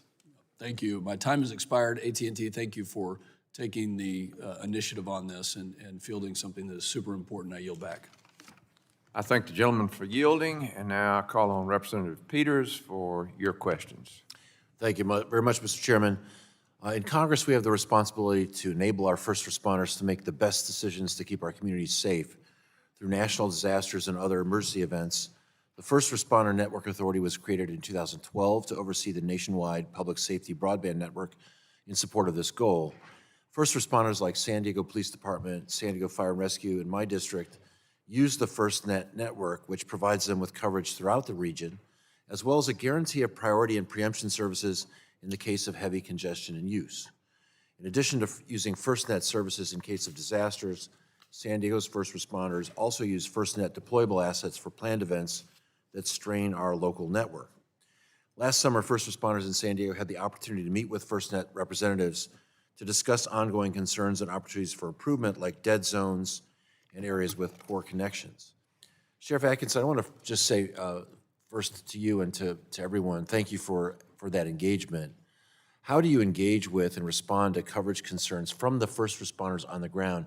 And Sheriff, are there any particular themes you hear out of those meetings? Thank you for that question. It's actually a very relevant question because the authority has carried out coverage and enhancement workshops across the country. We're just wrapping some of those up now where we meet with the members of that community and say, where are our shortcomings? And then we get a priority list from them that says, this is where we believe we need assistance, where things need to be improved. It's a big list. It's a big Are country. you seeing particular major themes come across that? For sure, I think there's two things that come almost immediately. Obviously, your rural areas are underserved, and that's part of our emphasis. The other thing is when we're talking about inside of buildings and things of that nature where we have infrastructure problems that we need to straighten it, that we need to strengthen that. So those two things are pretty unanimous that, where we have these difficult terrains, or the buildings themselves sometimes become problematic. But that's how we identify it. We have to meet with these people to identify it. Great, thank you.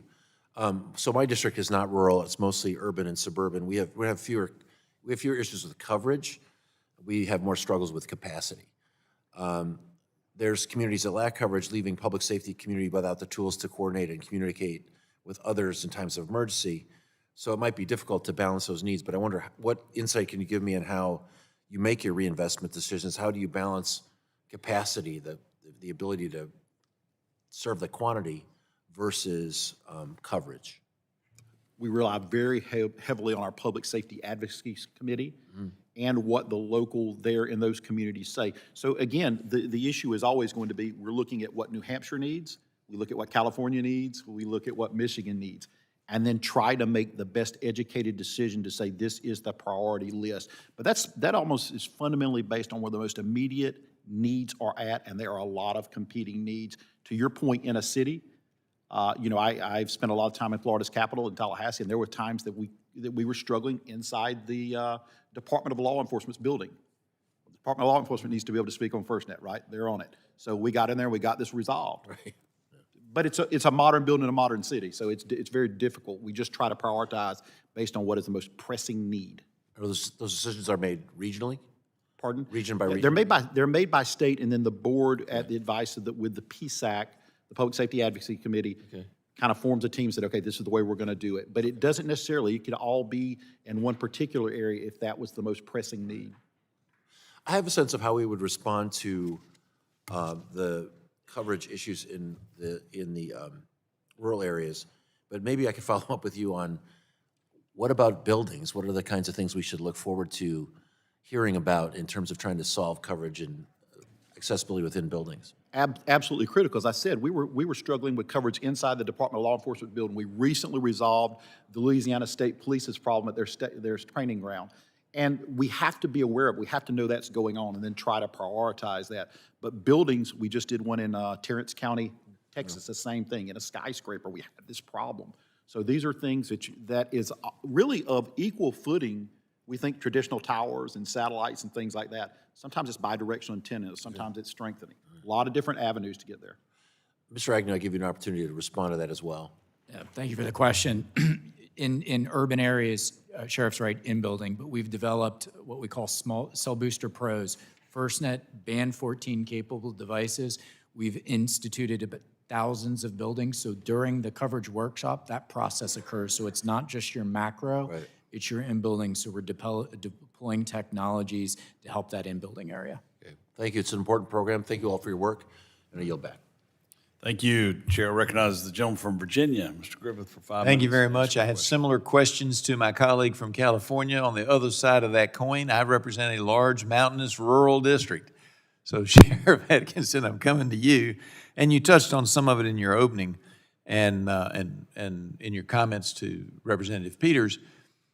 But I mean, my district is larger than 9 states by landmass, even though I'm in Virginia. Most people don't realize that Virginia is as big as it is. And I represent a big chunk of the mountains in Virginia, and we don't even have cell coverage in all those areas. Depending on which way the mountain leans or where you happen to be on the road, you can have some significant holes in areas that people wouldn't realize. I mean, it hasn't happened lately, but even a few miles outside of Blacksburg and Virginia Tech, there were times not that long ago where people were like, yeah, we don't have signal, even though it's one of the most wired communities in Virginia. So when you're looking at all this, and you've gone into it a little bit, but what is the criteria that you all use to select sites for FirstNet equipment? I know there's a lot of problems, and you got a lot of different issues, whether it's buildings or mountains. In Representative Peters' district, it's the buildings. In mine, it's the mountains. Amen. Yes, sir. Forgive me if I quote Rousseau on this, but don't let perfect be the enemy of better. There you go. What we're trying to do is say, where can we solve the most impact as quickly as possible until we can get back and make it perfect, right, to continue to make it better. We just did some in the mountains recently, and you might find this hard to believe, but Florida's a very flat state. And I think we're, 100. I've noticed that when visiting your beaches, sir. I'm actually at the tallest point, and it's about 160 feet, just so you know. But the reality, all joking aside, the reality of it is we try to priorities of where can we have the most impact and what modality is the best, right? So it may be the satellite, it may be the tower, it may be the booster, whichever that is, but there is an emphasis given on those places that do not have coverage first. So the problem is I give you coverage, you go, well, maybe it's not as good as it needs to be yet. But nobody from this authority, or certainly this board, should ever tell you to switch to FirstNet if it does not work sustainably for you. You'll never hear a board member say that. That is not our job to do that. It's to support the American people. Yeah, and I know you mentioned earlier in your county, one of the hurricanes, when we got hit with Helene a year and a piece ago, a big section of my district was, law enforcement, everybody was out of touch with anybody else because we lost, for various reasons, we lost cell coverage across a big swath of my district. So let's talk about these planned, you mentioned, and several others have as well, you mentioned the planned coverage enhancement workshops, and I'd like to know what that entails, and as a part of that, I'd like to know if you have any planned for Southside or Southwest Virginia. It's all, all politics is local. What are you doing in my district? I'm actually intimately familiar with that, Representative. No, the short version is yes, we listen to the representatives from your state to tell us where you think is the priority, where do you believe that it should be first, and what can most correct your problems fast. So you've had that coverage. I know you've had a coverage enhancement workshop in your state, and we took those recommendations. I apologize, I'll have to get back with you on the specifics of that. And I appreciate that. And here's the concern that happens, and I'll get to you in just a second. I appreciate that you've had something in the state. Here's the problem. I have counties in my district that are closer to 7 other state capitals than they are to Richmond. So if you're not actually on my end of the state, you might not be getting the same picture because they sometimes, and they try their hardest, I'm not fussing, but sometimes they don't understand what's happening out in the mountainous areas because, from Richmond to the end of my district is about, about 10 and a half hours. So they're a lot closer to the capital of, as I said, 7 or 9 other states. Get back to me on that, and then you wanted to say something, Mr. Agnew. I got about 45 seconds. Yeah, and I'll be fast. Your district has been a major focus. You have 30 sites that have been built. How many? 30 have That's been built. fabulous. Thank you. 7 of them, or 14 of them, were part of the opt-in process where public safety, you have to build here, or Virginia's not opting in. In the coverage workshops, there are 7 identified areas in your network. There's a partnership with your local telecom and electric provider. That's how Lee County is getting service. So this network is designed for your first responders. All right, I'm going to go over a minute or two. I apologize, Mr. Chairman. When you talk about Lee County, is that when we went down there for the tower that they put up in Lee County? I think you put a couple of them up there. That's correct. That was fabulous. It not only gave us the first responders, but it gave us the first time in that part of the county we had any cell coverage. I yield back. Thank you. Chair now recognizes Representative Dingle for 5 minutes to ask your questions. Thank you, Mr. Chair, and thank you to the witnesses for being here. I want to take a moment to underscore just how essential FirstNet is for public safety in Michigan. It's a lifeline for first responders. In my district, the Ann Arbor Fire and the University of Michigan Health System rely on it every day. At the University of Michigan, nurses use iPads connected to FirstNet to ensure they remain prioritized above commercial networks during emergencies so they can communicate when it matters most. More than 950 public safety agencies and organizations in Michigan use FirstNet, supported by over 1,850 banned 14 sites. In my district alone, there are more than 10,000 FirstNet subscribers. And nationwide, the network now supports more than 7 million connections and covers nearly 3 million square miles. Across Michigan, police, fire, EMS, and other first responders turn to FirstNet, not just for connectivity, but for operational reliability. They use it to restore communication during severe weather, coordinate rescues using push-to-talk and real-time data, and improve indoor coverage. And as our emergency response needs grow, we have to ensure that FirstNet stays secure, resilient, and interconnected with other emergency communications. And that's why this reauthorization matters and why it's so important we get it right. So FirstNet's value is clearest when everything else fails.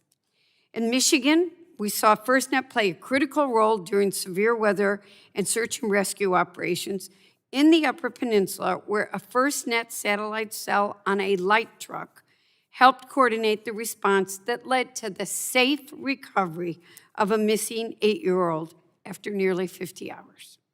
Sheriff Atkinson, can you speak to why it's critical for Congress to reauthorize FirstNet to ensure first responders have reliable, resilient communications? Thank you for that question. Absolutely fundamentally necessary. I'll use my own organization again. We are on what was called the state law enforcement radio system. That system temporarily went down. It's not supposed to go down. It went down. But because we made the decision when Florida opted in under Governor Scott, I think in 2018, we made that decision that any infrastructure we built was going to have a FirstNet backup. We were able to go for the failure of our land mobile radio to dispatching calls. And again, I'm medical, I'm air medical, as well as law enforcement, and we were able to do that over our FirstNet phones. Seamless service and redundancy and resiliency. It is critical because lives matter. So the draft bill would extend FirstNet's authority through 2037. But it also makes governance changes to the program by removing the FirstNet authority's status as an independent entity and subjecting its actions to approval by the NTIA. I understand that first responders and public safety officials have concerns about this shift, particularly the requirement that most FirstNet actions must receive prior NTIA approval. On the other hand, the Office of Inspector General has detailed several concerns, including network reliability issues and deficiencies in contract administration. Sheriff Atkinson, how do you assess the potential impact of making the FirstNet's actions subject to NTIA approval, and what safeguards are necessary to ensure the first responders continue to have an independent voice in how the network is governed and operated? Thank you for that question. I think there are a couple things. Pragmatically, the way it functions now is NTIA hires essentially every employee. Now, they can have consultation, and they choose to do that. They're not, to my knowledge, not required by law to consult before even hiring the executive director. We certainly think that that is something the board needs direct oversight on, as I've said numerous times today. The second part of that is where there cannot be a breakdown, where there absolutely cannot be a breakdown, is in the building out strategic planning and growth of this system. That cannot in any way, shape, or form be impaired, because otherwise you're going to deal with, let's just say this, it should be done by the experts and that meet the needs of the people we serve. So that to me is a non sequitur, a non-negotiable in that regard. I'm going to be out of time, so I want to thank you. I'm going to have more. I had more questions for the other two witnesses, so you're going to get them on the record. This is critical for my state and our getting it right. Thank you, Mr. Chair, and I yield back. Thank you. Chair now recognizes Mr. Latta for 5 minutes to ask your questions. Well, thanks, Mr. Chairman, and thanks for our panel for being with us today. This is really important. I was on the committee when we had our first hearings for FirstNet, and as I mentioned in a prior hearing, you could say that things didn't go quite well. It was kind of a top-down approach. It was coming from pretty much Washington to the local governments, and it just wasn't working. And I can remember the hearing that we had that, in fact, it was someone from Ohio that testified in behalf, and also from Maryland. I can't believe I can still remember this. But what we did see over time, that was a vast improvement. And so, Sheriff, if I could just start with you, and I think it's important because, again, when I'm out with all of my first responders across my district, I have a pretty big district that spans across northern Ohio. we have to make sure that that the coverage is there and that it's working. And I know that I've been out for one was more of a demonstration for FirstNet, but a second one, the first time I was out to see it was actually when the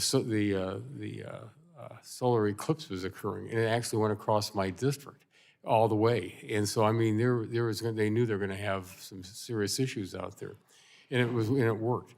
But in your experience, and when you're talking to people from around the country, what's your experience in how, not only from law enforcement, but all first responders are finding FirstNet? I think it's a very positive response, and I have to tell you, one of the things that I hear is, to your point, when this was originally done, I don't think people thought it could get done. And I think that is what's changed. I think there's a lot of people deserve credit, certainly not me, I wasn't here for this, but if you go across the country, people are relying on FirstNet to make life and death decisions, and they're impressed with the fact that this thing is getting done. Again, we're not saying perfection, but we're saying that this has been an overwhelming success, and it's going to continue to grow and build out. So I'm extremely proud for the men and women that actually built this system. Good. Well, thank you. Mr. Agnew, if I could ask you a question here. Telehealth services are a crucial asset in our health care system, and with the spectrum that's been allocated by Congress, first responders using FirstNet connectivity can provide emergency telehealth services, which can be life-saving. If there's an accident in a remote area that is far from a hospital, first responders can connect a patient to a doctor using FirstNet and provide critical care until the patient is delivered to that hospital. And before I ask the actual question, I'll give you an example. I was at one of my hospitals in our region, and they had a stroke unit. And they were showing what the stroke unit could do. It was amazing. It was absolutely amazing. But I'm always, having served on this committee for so long, I'm the one that I didn't want to bust anybody's bubble, but I did ask a question. I said, how far can you go out? And so they showed where that circumference was, but then I was pretty much like, if you're on the other side of it, they couldn't get to you. So that's that life-saving right there, is that we want to make sure it's expanded all the way out there so it can serve everyone and not, in a particular area, what they were doing. So how important is it that FirstNet continues to expand connectivity across the country so all these types of programs can be utilized? It's very important, Congressman. I mean, the mission is to ensure public safety receives the technology and they never get left behind like they were. They get 5G and 6G technology. But then it's about the coverage, building out in the rural, the underserved area, the tribal areas, even in some of the areas, as we mentioned, Sheriff mentioned, in building and maybe some of the dense places. Public safety deserves the coverage. This program is going to allow it to happen. And to your point about extending e-health out, and so that's what FirstNet is going to do, is to continue to grow based on public safety's feedback. Oh, thank you. I'll just close on this, because on 9/11, I was in the state, in the General Assembly in Ohio at the time. And of course, everything just collapsed. You're trying to use your cell phone to find out what was going on. And literally, in front of the State House in Columbus, it took 1 hour, almost an hour, just to drive that one block. But there was no communication. Everything was down, everything. And so also, for our first responders out there, we were worried about that. But finally, it was someone, other members of the General Assembly were coming out saying, if they saw you in your car, they just yelled, "Got to go home." But that's how things collapsed on 9/11. We all saw it. But what we all really saw was what happened especially in New York. And that's why with FirstNet, we want to make sure that never, ever occurs again, because we want to make sure for the people that the FirstNet or the first responders out there trying to protect, but also just protect those first responders, that they can always be in connection with one another. And, Mr. Chairman, I yield back the balance of my time. Thank you. The chair now recognizes Representative Barragon for 5 minutes to ask her questions.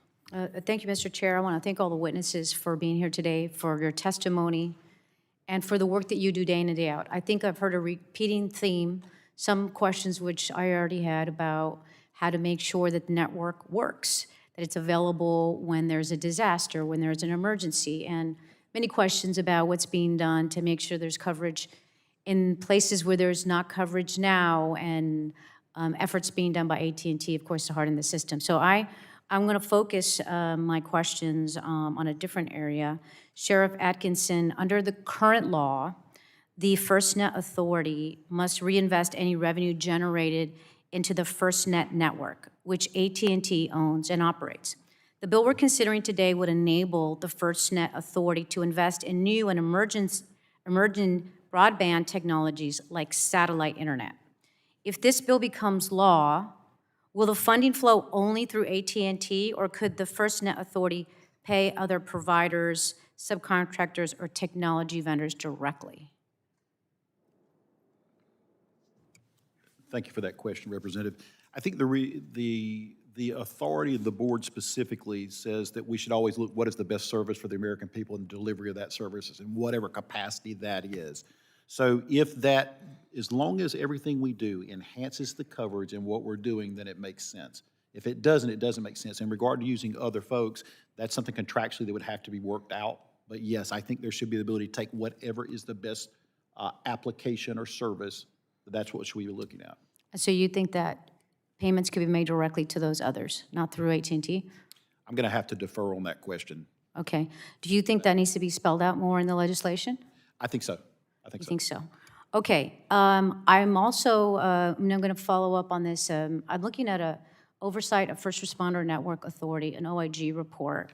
The Inspector General has identified $1.13 billion that the FirstNet Authority could have used more efficiently, according to the report. Mr. Dame, can you explain if Section 3 of this new bill will bring the FirstNet Authority more clearly under NTIA's authority? Rather, the bill we know under the Section 3 more clearly brings the FirstNet Authority under NTIA's authority. Do you think that's going to help prevent further use of funds so that they're efficiently used?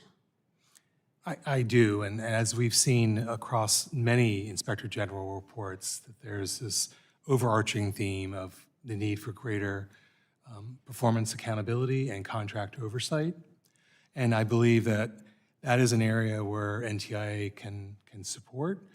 We never want to get in the middle of strategic decisions that first responders should be making on the board and with the Public Safety Advisory Committee. But I believe in terms of performance accountability, that is an area where NTIA and the Department of Commerce can support the authority to a greater degree. Great. And Sheriff, I want to follow up on the same report. There's another result in this report that says that the OIG made 50 recommendations. 24 of the recommendations remain unimplemented. Who should be implementing those remaining 24, and what's the status? Thank you for that question. As I said in my initial statement, that is our responsibility. The board is entirely responsible for making sure that gets done through their executive director and staff. We should be leaning. I will tell you, all those are in the process of being cleared or closed in close cooperation with the OIG. We have met with them. The executive director has met with them, and we're moving toward resolving them. But more importantly, we've now established a relationship where there is a close line of communication, because I need to ensure this doesn't happen again. And that's really the short version of that. Yeah. Well, I have to say, and just reiterate what my colleagues have all reiterated, and that this is so critically important for all our communities. And I think it sounds like when we all spoke to our local elected officials in counties and cities, the pattern was we want it to be reliable, we want there to be transparency, we need it to work. And so I think whatever we can do to make sure that that happens is something that Congress and us as lawmakers are focused on. So I will end with a very brief question. Does anybody on the panel think there's anything that's missing from the draft legislation that needs to be added? We'll start with you, Mr. Agnew, since you're the one we haven't gotten to. I don't think there's anything that needs to be added. Okay. Mr. Dame? No, NTIA supports the bill. Thank you. Sheriff? Just in consistent with my previous statement, that there should be some direct oversight from the board of the executive director so that we have some say in who that is and what their performance metrics would be. Great. Thank you. Thank you all. I reel back. Thank you. Chair now recognizes Mr. Fry for 5 minutes to ask your questions. Thank you, Mr. Chairman. FirstNet was created to address a clear failure exposed on September 11th. Our first responders could not reliably communicate across systems when it mattered most. Congress responded, obviously, and today FirstNet is widely used by first responders across the country, including rural and coastal communities like those I represent in South Carolina. In fact, I think there's been a recent expansion of FirstNet in Marion County The sheriff is thrilled because his officers can now communicate when they need it the most. As we approach the sunset, though, Congress, I think, has a unique role and responsibility to ensure continuity of service while also examining governance, oversight, and performance. Reauthorization should focus on reliability, interoperability, and accountability. A lot of biddies, if you will, so first responders can depend on that network without disruption. So I appreciate all of you being here today.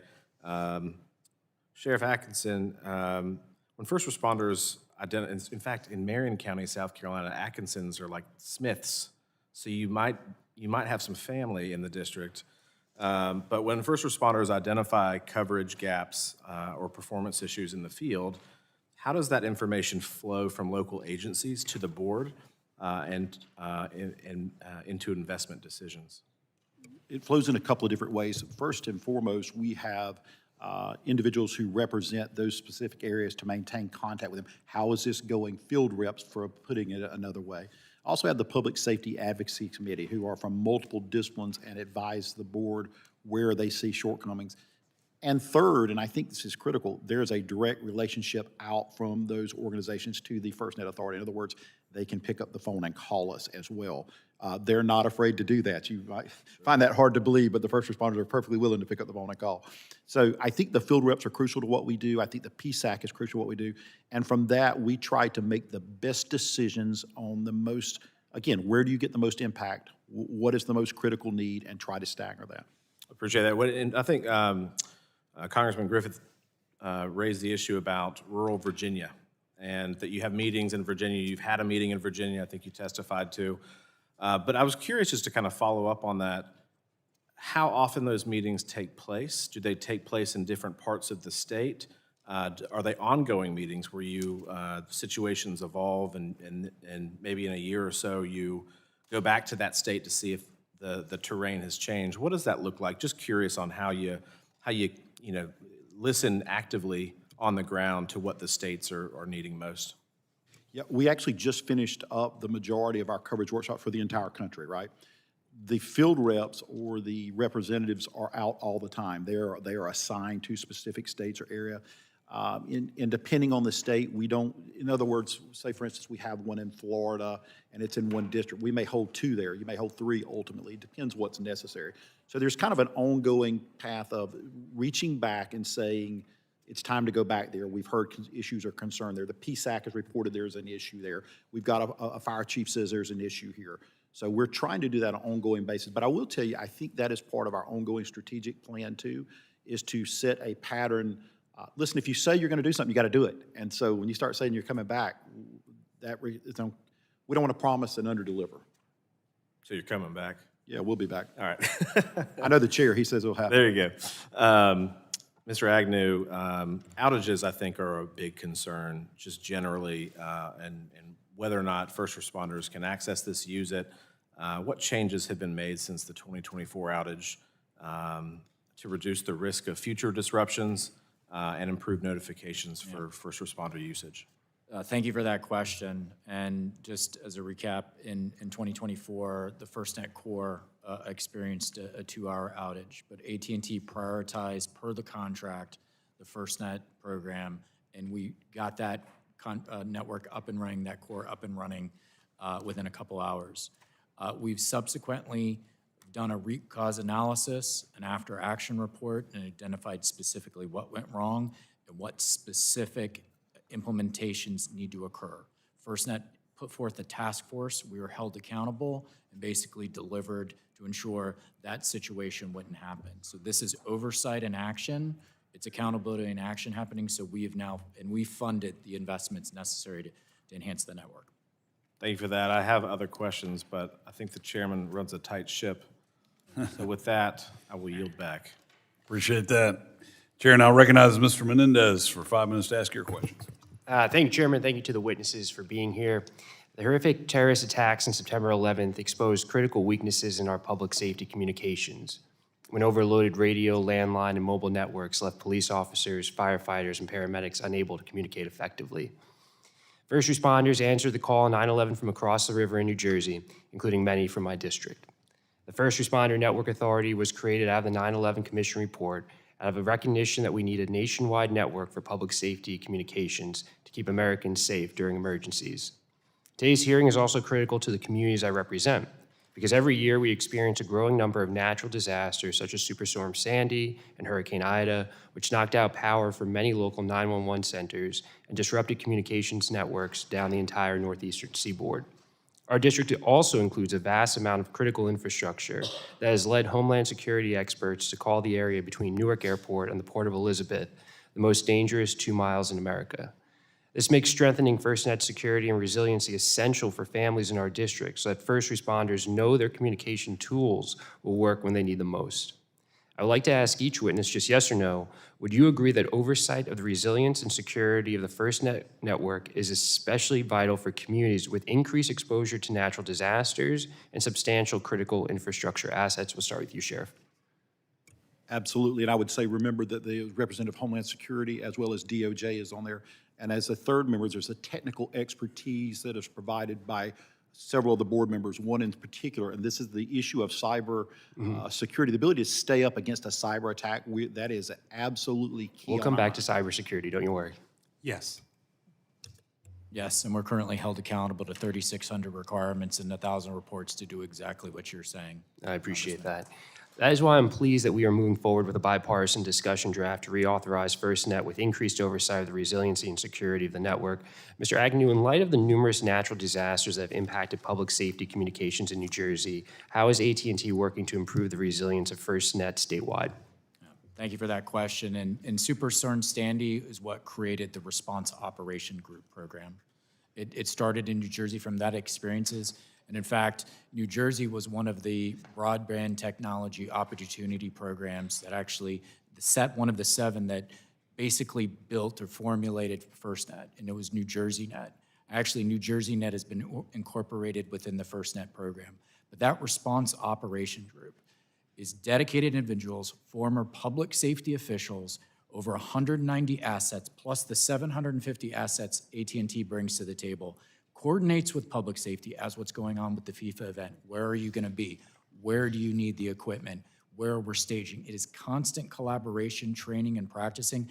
So an event like Superstorm Sandy, the team's prepared. The team's prepared to stage and know exactly where to go. I appreciate that. I appreciate New Jersey leading the way with AT&T. Sheriff Atkinson, in your opinion, does the FirstNet reauthorization discussion draft provide for better dissemination of outage information so that public safety agencies have situational awareness of FirstNet's operational status? Yes. Okay. And it's critical that FirstNet remains operational even in the toughest circumstances. Sheriff Atkinson, in your testimony, you touch on the importance of cybersecurity enhancements to FirstNet network. In what ways would this discussion draft strengthen oversight over the cybersecurity of FirstNet? I can't specifically to how that legislation would increase cybersecurity impact, other than to say this: the board is specifically addressing that and making that part of key performance indexes to be rolled out. We haven't finished that yet because I think it still needs more work. But you would say it's one of the sort of utmost important issues that you are working on the board, given sort of what we're seeing with increased cyber attacks, especially from foreign adversaries. Absolutely a priority. I appreciate that. I want to go back, Mr. Agnew. You mentioned this, but how is AT&T investing in preparations for the upcoming FIFA World Cup finals in and around MetLife Stadium in New Jersey through collaboration with local law enforcement? We're meeting with all 12 of the cities. Of course, MetLife Stadium, again, planning, coordinating where first responders are, where we need to be, making incremental investments in building coverage. Public safety is what's unique about FIFA is unlike a Jets or Giants game where you can park around. People are actually going to be there. Right? Okay, that's a good point. I'm a Giants fan. But So. FIFA has different rules than NFL, and you can't park around the stadium, so we have to move all our assets, coordinate with public safety. That's going on. I feel very good about the performance of what you're about to say. Yeah, I appreciate it. I look forward to continuing to work with you as well as the entire committee on moving this forward. Thank you all. Yield back. Thank you. Chair now recognizes Mr. Carter for 5 minutes to ask your question. Thank you, gentlemen, for being here, and thank you, Mr. Chairman, for holding this meeting. And we all have established the fact that FirstNet was created so that our first responders would never again have to face the communications failures that we saw on 9/11. And I remain strongly supportive of reauthorizing this critical public safety network. I had the pleasure of visiting the AT&T facility, the disaster recovery facility in Covington, Georgia, and very impressed with the equipment there, very impressed with the infrastructure. It supports the infrastructure and operations that keep first responders connected across the state.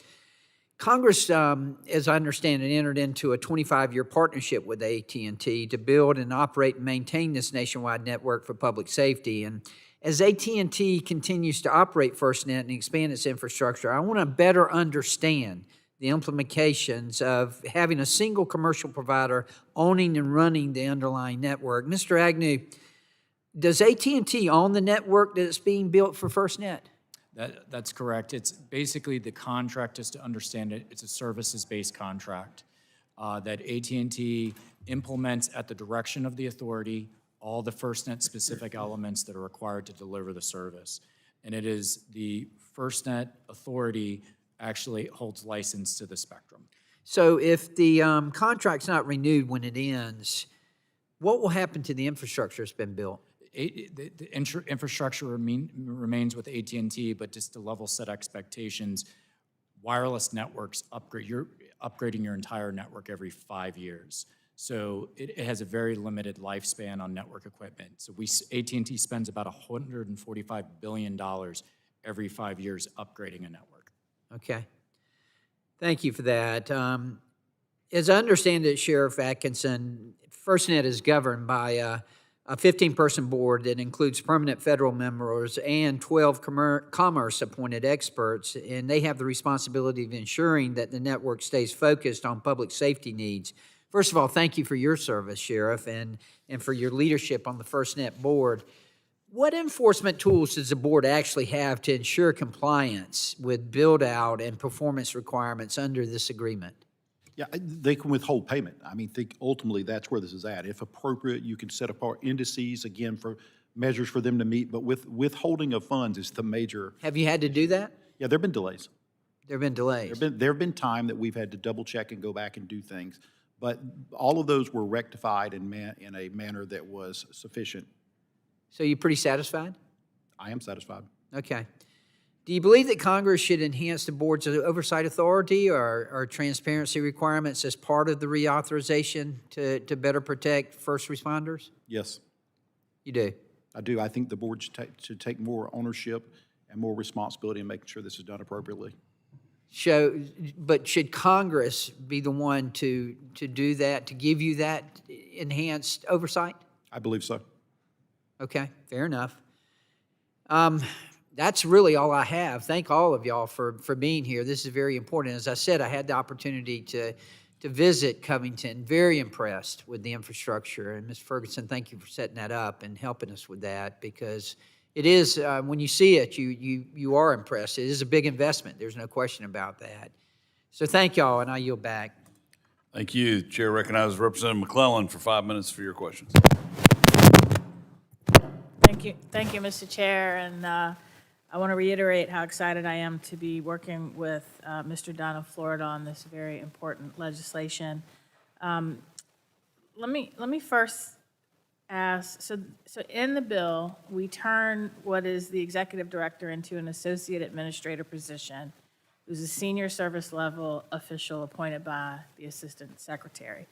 Now this, they're subject to performance reviews and consultation with the chair of the board and any committee members that deal with governance and risk. But Sheriff Atkinson, several times you have raised reasonable concerns about the relationship between the board and what will now be this associate administrator.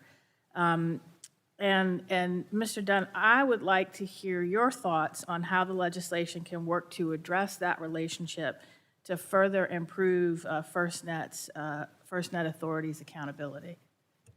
Yep, thank you, and thank you for your leadership on this bill, Congresswoman.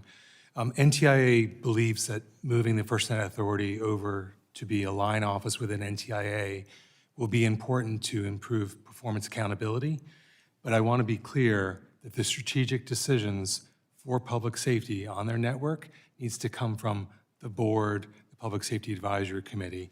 I think where NTIA and the department can support to a much greater degree is to provide performance accountability as the authority is implementing the decisions the board has provided, and for performance accountability after the fact, after implementation. I understand Sheriff Atkinson's point, and I think ultimately a solution can be found as Congress considers this bill. Thank you. And Sheriff Atkinson, I mean, your concerns are heard loud and clear. That's why I didn't ask you, but I wanted to make sure that we gave Mr. Dame a chance to respond. And I think this is an area where we will definitely look. So, Mr. Agnew and Sheriff Atkinson, can you describe how AT&T has met its reinvestment obligations in the nationwide public safety broadband network, and how the FirstNet Authority ensures those reinvestments align with public safety priorities rather than broader commercial objectives? I think it's pretty straightforward from a reinvestment standpoint. The framework was established in February of 2024 of what FirstNet would investment, a new core, new coverage, new technologies, inclusive of satellite. It is now incumbent on the voice of public safety and the FirstNet Authority to determine what those investments are. AT&T is the contractor. We can share our expertise and the technology, but what we don't dictate where coverage goes or the technology it's implemented. We're just responsible for meeting the requirements of implementation. Okay, and Sheriff Atkinson, did you want to add anything to that? Yes, ma'am. I mean, that's the short version of it. We're going to tell them where we believe these towers need to be based on the input from public safety, and that's where the funds should be spent. Okay. Also for Sheriff and Mr. Dame, the IG reports have found that FirstNet's authority has not followed standard federal contracting and procurement procedures. Is there any reason why the authority should not be subject to the same federal acquisition standards as other federal entities? And if so, what is that? Okay.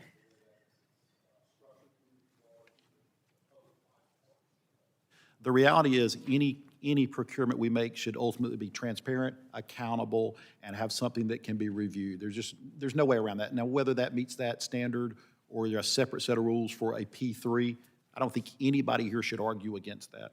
Okay. Mr. Dame? And I would just add that the FirstNet Authority decided to use the federal acquisition regulations, which I think was the right decision, and that the department has provided delegations of authority to FirstNet officials to perform those procurement activities. Okay. I probably don't have enough time for the remaining, but thank you. This has been very helpful. As we said earlier, this is a discussion draft, not the final, and so I, for one, have found your testimony very helpful as we move forward, and I yield back. Thank you. Chair recognizes Representative Kamick for 5 minutes to ask your questions. Thank you, Mr. Chairman, and thank you to our witnesses for being here today. I am very proud to have one of our own from the great free state of Florida here testifying before our committee. So thank you, Sheriff. I'd be remiss if I didn't say, go Gators. I know, those are fighting words. But as everyone in this room knows, FirstNet was created after 9/11 to fix a deadly failure. First responders can't do their jobs if they can't communicate. Congress has responded by helping build a nationwide public safety network with priority and preemption when lives are on the line. By many measures, FirstNet has delivered. It serves tens of thousands of agencies, spans millions of square miles, and has proven its value during disasters. And that success is exactly why Congress must reauthorize it before its authority expires in 2027. But reauthorization shouldn't be on autopilot. Outages, coverage gaps, especially in rural areas, and Inspector General findings show that performance must come with accountability and action. So this bill, this discussion draft, it strengthens oversight, improves outage reporting, clarifies responsibility, and ensures that FirstNet keeps evolving. When accountability is clear, public safety is stronger. So I'm going to start with you, Sheriff. You've emphasized that FirstNet works best when investments are driven by real operational needs. You and I have discussed, for example, in my district, that the overwhelming majority of my sheriffs are not on FirstNet. My husband, who is a first responder and a user of FirstNet, was unable to utilize his service during the last 3 major hurricanes. Now, I know that there have been challenges in deployment, but can you briefly detail how, through our conversations and conversations you've had with others, that we can make FirstNet work for all of our rural sheriffs and disaster-prone areas? Specifically, what reinvestment needs to happen? Thank you for that question, Representative, and thank you for your work on this, because I know your personal interest and that it matters. And I'll use your district specifically. We went back and held a coverage workshop there in, I think, August of this last year, and said, listening to our firefighters, as first responder, where can we increase the coverage? What needs to be done? I think something like 15 sites have been added in the last year and a half in that district. But that doesn't mean it's going to be perfect. And it certainly doesn't mean the district's farther down south. So if I'm in Lafayette County or Gilchrist County, which are extremely rural counties, there may need more than that 1 site or 2 sites. We're going to have to continue to do that. So I think it's incumbent upon us at the authority to ensure that we keep these workshops going, we keep the field reps going, and we prioritize based on the immediacy of need and where we identify these problems. Well, and that's a great way to dovetail into the next question about interoperability. So there's some discussion within this language today that there needs to be a concerted effort towards interoperability for different services, particularly in disaster situations. Can you speak to that? Yeah, I think clearly, obviously right now I could call you on, I could use my FirstNet phone and call you on a Verizon or T-Mobile. So you have that level of interoperability. You also, they have developed the ability to talk over land mobile radio as well too, the push to talk if you do that. I think some of the new product that is coming forward, the technology is clearly working toward that. That is the final singularity of goal, is that we have one ring to rule them all. And from a standpoint of a unified command, you knew I would work in Lord of the Rings here at some point. There has to be a unified command. There shouldn't be any question about this working and ability to work during that. Excellent, thank you. I'm going to shift to you. Is it Dom or Dame? Dame. Dame. Yep. Like hot Dame. Okay. Just kidding, it's a joke. Notre Dame. Okay, all right, we're going to talk about that later. So you've talked about a lot today, quite a bit, about the blurred lines of authority. Under the current structure, who is currently responsible for enforcing contract performance, and why hasn't that always worked in practice? That's the first part. But then how would making, this is the critical part, how would making FirstNet a clearer line office within NTIA improve the day-to-day oversight and accountability? Yep, and thank you, Congresswoman, for your leadership on public safety communications. It's the murkiness and the ambiguity of the independent authority within NTIA that's caused the issue. And there are dedicated, mission-driven staff at the FirstNet Authority who are working on these issues, who cared very much about making sure the first responders have the network they need. But we think that with the proposed changes in the draft discussion text, that having the FirstNet Authority move over as a line office of NTIA, there'd be greater enhancements. Well, and because my time is running short, I just want to highlight HR 1519, the Public Safety Communications Act, which would formally establish the Office of Public Safety within NTIA. It would cut the red tape, create a single point of oversight for FirstNet. Do you agree that that would be helpful in establishing greater ability to be flexible for FirstNet, but oversight at the same time? I do. I think there need to be some reconciliations between the two bills, but yes, ma'am. And Sheriff, would you agree? Apologize. I believe there'd be delineated lines of authority, so there's no question about the ambiguity of who is doing what. Excellent. I appreciate y'all's feedback today, and with that, I yield back. Thank you, and keeping it in Florida, I'll recognize Representative Castor for 5 minutes to ask her question. Thank you, Chairman Hudson and Ranking Member Matsui. Yes, we're rich in Floridians on the committee, and thank you to our witnesses. You've had some very constructive recommendations for us. I think there's a lot of interest from Floridians because we're so susceptible to disasters. You talked about Hurricane Michael up in your neck of the woods, but really in the Tampa Bay area, we're still reeling from Hurricanes Helene and Milton in the fall of 2024. That's just devastating 1-2 punch where folks lost power for weeks. 3 million Floridians lost power after that, and it was long and sustained. I know Rep. Kamek knows this all too well. Damage to critical infrastructure. People don't anticipate that they're gonna lose internet and cell service, but they do. And it's just a worst case scenario to think that our first responders, when towers go down, communication networks go down, that will hamper rescue and recovery.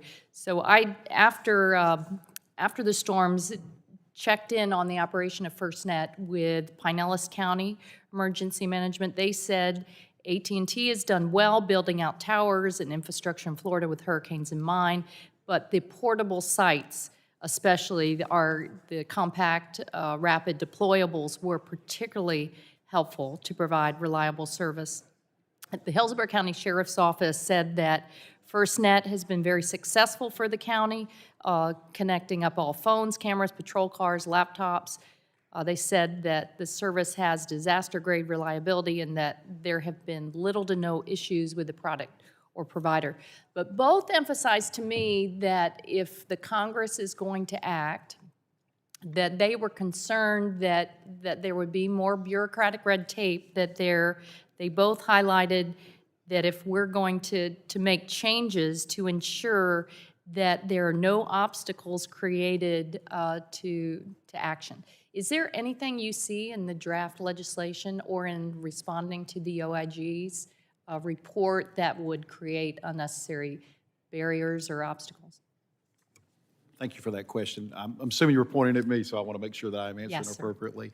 I think when you look at that specifically, those OIGs largely deal with individuals not following directions or doing what they're told or being held accountable. And I sound like a broken record on this issue, but I think it's fundamentally the crux of the issue.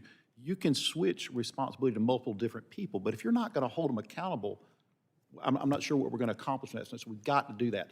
Again, those individuals positioned today currently are hired, selected, supervised by NTIA today. Full stop. And so what I just think we just need to be clear so that we can say this is how it needs to be handled and to do it as effectively as possible. And you're going to keep an eye to make sure that our local emergency managers and first responders, and as we develop this modernization for FirstNet, a reauthorization, that there are no barriers to them being able to act. Yes, ma'am. And quite frankly, I worry all the time about these kind of things, or whether or not the system's going down. Is it working like it needs to? This is what keeps me up at night. Okay. Mr. Agnew, Florida now is expanding the number of deployables, compact rapid deployables and more towers, but I hear Rep. Kamek say there are parts of our state that are still struggling. What's the latest? Yeah, still more to be done. As you mentioned, the state of Florida invested in 60 of those compact rapid deployables. So we've actually developed technology where first responders can own their own mobile towers, and so that's how it's happening, so they can self-sustain. There's more coverage coming. There was 15 sites built. There's 3 more sites being built in your district, in the Tampa area. I believe there's 4 more coming, Representative Kamek, in your area. There is a lot more work to be done. That is why we need this network to continue, because that investment is going to deliver exactly what you're asking for: more coverage and more deployables for resiliency in hurricanes and other disasters. So one of the challenges, and I don't know if this impacts directly on the compact rapid deployables, is just the widespread loss of power afterwards. Is AT&T developing the battery backups to go with systems? I mean, there were so many, they kind of go hand in hand. Many hospitals and wastewater infrastructure for local communities, when they lost power for the long term, they couldn't operate. Is there the same challenge for communications networks? Yep, absolutely. Power in hurricanes and in high winds, power becomes an issue. Continuing to harden that network and invest in. So do you have partnerships on battery, Yes. the new wave of batteries? Yes, we do. Okay, could you provide a little more information on that? Thank you, Mr. Chairman. I'll yield back. Thank you, Chair. And I'll recognize Mr. Goldman for 5 minutes for your question. Thank you, Mr. Chairman. Thank you very much for this hearing, and thank you to the panelists for being here today. Sheriff, thank you very much for your service. Thank you for your frankness and directness and your testimony today. Can you just take us through anecdotally what it was like before FirstNet was created? Any stories you may have, and then the improvements of FirstNet and where we are today? We talk about, obviously 9/11, the impetus of this, correct? But I can tell you, I've been through, was Hurricane Katrina. And when there was no ability to talk, or where there was so much volume, the Marjorie Stoneman Douglas murders that took place in South Florida, you have everybody trying to call at one time, everybody trying to use that. What happens now with priority and preemption is that those first responders now have access to this network. The Super Bowl, is a great example of that, where you have a lot of folks in there. You had the shooting in New Orleans around that same time frame. If you look at the number of times that system was bounced off, and AT&T can provide that, we've seen those numbers. We can see who is actually hitting this system and when they're doing it. But the fact it is not an overlay and it's built for them, assuring that we're going to be able to get out, is critical, absolutely critical. Because while we talk about natural disasters, which is a huge thing we worry about, don't forget when you're talking about the inauguration of the President of the United States, when you're talking about a Super Bowl and some incident happens, it might be a natural disaster, but there's certainly such a surge in usage right then. This ensures that our first responders can get out when nobody else can. Thank you. Mr. Agnew, I know you spoke about this a little bit earlier with Mr. Pfluger, my colleague from Texas, but I want to go back to the Central Texas flooding. Can you talk about, and again, I apologize if you already did that, I was out of the room for a bit, but can you talk about some hurricanes you can plan for, you know they're coming and you can be prepared. No one knew the flooding was going to happen to the level that it did in Central Texas. Can you talk about how y'all responded to that and how you prepare for something like that or then plan for the future? Thank you for that question, Congressman. It's a great question because you have unplanned events. You have planned events like a hurricane where you can plan a couple days, and then unplanned events, which it just becomes emergent. And that's exactly what happened with the Texas Hill Country flooding. Your staffer have been to our network disaster recovery warehouse. You see the arsenal, but there's intelligence around that where we stage them across the country. We have an AT&T Weather Operations Center that nationally monitors, so we know when impacts are occurring so we can respond. And that's exactly what we did. We respond in force. We sent the cavalry to the whole country. I had folks on my team on the ground with first responders directing search and rescue efforts, ensuring that public safety got the communication they needed. There was also a cell tower, a full-blown cell tower built in 48 hours. Wow. It's magic when public safety and telecommunications gets together, what can happen. Because there's no more red tape, it's just execution, and that's what the response operation group does with public safety. We recently recognized at an event with our CEO the employees that actually went down and supported, and they were tired. They were with public safety multiple days. We had to swap some out because of just the emotional demand, of course, what was going on and what individuals were seeing. But we learned from those events. We get feedback from those events. One of the things that we learned from the Texas Hill Country is those smaller mobile deployables are so important because it's hard to get in those areas, some of those areas. You can't have a huge truck. So we're actually increasing the amount of assets that we have of smaller deployables. So that was going to be my follow-up question, what you learned? So you already answered it. So with that, Mr. Chairman, thank you. I yield back the balance of my time. Thank you all very much for being here. Thank you. And now recognize Representative Carter for 5 minutes for your questions. Thank you, Mr. Chairman, and thank you, Ranking Member, for holding this important hearing. Thank you all for being here. As you know, I represent Louisiana's 2nd Congressional District, New Orleans, being the hub of entertainment, festivals, sporting events, and concerts, the walkability of our city, the nature of millions of people literally coming in every year for conventions and sporting events, and Mardi Gras, which we're celebrating as we speak. The importance of recognizing Mother Nature, who always plays a big role in our community for hurricane floods, considering security of mass gathering events. That's why public safety technologies and communication systems like FirstNet are so critical to protecting the lives and ensuring effective emergency responses in districts like mine. And I strongly, strongly support reauthorizing of this program. Just a few questions. Mr. Agnew, for those who may not know, can you share with us why the priority for preemption, for priority and preemption are critical to protecting public safety during network congestions at large crowd events like Mardi Gras festivals, sporting events, and concerts? Public safety has to get through. They have to communicate it. If they can't do that, there could be lives at risk. They could not be responding to the incident that they need, and that is why we built a dedicated core. It's no users, consumer users are on that core. That is why public safety on Band 14, and all of AT&T's other couple hundred megahertz of spectrum, they get priority so it can communicate. And that is why we have the largest network for public safety built by public safety. So they can What are some of the things that AT&T has learned? Oh. And since you've been doing this, and what can we do to make it better? What have you learned that made it good? What are things that you think hadn't done? I think that's a great question. As far as what we've learned, I mentioned to Congressman Goldman, building smaller deployables, building form factors for in-building solutions, building the location capabilities to show where somebody is in the building. We learned that feedback from public safety is so important because when we take that feedback and deploy a product, it makes it better. Great. Sheriff, first of all, thank you. I've appreciated your commentary and the ease with which you have demonstrated your adroitness in the subject matter. As a first responder, can you talk about how FirstNet works in a city like New Orleans in response to emergencies, natural disasters, strike our communities, and equally as important is share with me, are we big enough? We know that natural disasters come faster, they stay longer, they come in places that they historically have not, mudslides and tornadoes and all of the natural disasters that we see coming. Are we big enough? And what do we have to do to maintain the level of clear channel, as Mr. Agnew mentioned, going forward?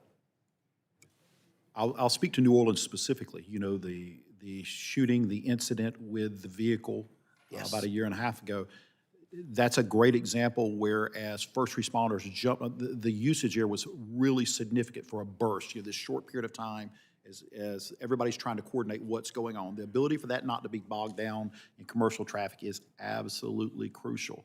And then the reality of what you just said about natural disasters, there are some things, and I'm not gonna lie to you, there's some things that we just sometimes miss or unprepared for. The Maui fires, a volcano, that was unprecedented. Should we have had more accesses ready to the outlying island? Yes, full stop. And we're gonna have to continue to try and work and do these. But the very nature of natural disasters is they don't give you warning, right? So as hard as you guys work and as much as we appreciate it, natural disasters don't give a warning. But we can contemplate that this is going to be around for a long time. What can we do now in advance of the storm to strengthen our system? I think what we're doing, what we can do and what we should do is we should continue expanding that. This is fundamentally at the heart of what I think government is about. I mean, this is providing for the public safety, both of the citizens and the people, the people that are providing those services. This is literally an essential function of government, in my opinion. And with 31 seconds left, each of you, real quickly, rapid fire, sitting before us, tell us what can we do as members of Congress to assist you with the incredible work that you have to do with this reauthorization and beyond? Reauthorization, first and foremost. Reauthorization. Reauthorization. You made it too easy. Mr. Chairman, I yield. Thank you. Chair recognizes Representative Fedorchak for 5 minutes for her question. Thank you, Mr. Chairman. Representative Goldman and I were just talking about how much we appreciate the effort you all put into being here. We were noticing the sheriff's really sharp uniform. Maybe it's brand new, but we know you have taken a lot of your precious time and resources to get here and share your expertise. So I want to share my appreciation for that. I'm from the state of North Dakota. I'm the only representative there, so I represent the whole state. It's a big rural state. And let's say we have a lot of weather challenges. We have blizzards, we have fires, grassland fires, we have tornadoes, floods, you name it. It's tough for our first responders because they have to cover a big, huge area with few resources. So the communications technology is really, really vital. So thank you for the work you're putting in to ensure that those communication networks are as vibrant as possible. I have a few questions for both Sheriff and Mr. Agnew. We'll start with you, Sheriff. You emphasize that FirstNet is built by and for public safety and point to the Public Safety Advisory Committee as a key safeguard. Can you help me understand in practice, how does the board independently validate the public safety needs, and how is information from the network contractor a part of that, or how do you find information separate from what they're providing to you? Sure, it's a little bit of a bifurcated system in that regard. So you have the Public Safety Advocacy Committee, right, which is made up of experts all across the public safety field that meet and represent their individual disciplines. The authority board and the authority members meet with that Public Safety Advocacy Committee. In fact, it was supposed to be in Dallas this last week, but weather notwithstanding caused some problems there. This is something we do routinely to meet with them to get this insight and input. Additionally, there are field reps from the FirstNet Authority who reach out based on discipline, maybe it's fire, maybe it's EMS, maybe it's law enforcement, to meet with local agencies and entities to understand, are we meeting your objections? That's separate from the other part, which is the indices that we get from AT&T. Are you performing? How much outage do you have? Where it's at? And as I said earlier, we're developing what we consider the board, key index performance measures that are additional that we're trying to say, we need some more information here. We want some more information. Nobody's pushed back on that, but we're working through a very thoughtful process of things that we think is important for the public to know. So it's kind of a bifurcated. Got it. And is the advisory, do you have authority to make your advice, to have them act on it? The board has the authority to act on the action or the recommendation of the Public Safety Advocacy Committee. Yes, ma'am. Okay, very good. Then second, you stress that reinvestment must remain disciplined and aligned with mission needs. How do you ensure that the reinvestment dollars are serving the first responders' operational needs and not subsidizing improvements to the underlying commercial network? Well, I think that's at the fundamental heart of it, right? We're asking where these dollars should be spent and whether or not they are a good return on investment. Now, that is fundamentally the responsibility of the board, quite frankly. And if we find out that is not doing that, then we should take appropriate actions. And if you find out the board isn't doing that, you should remove board members. Got it.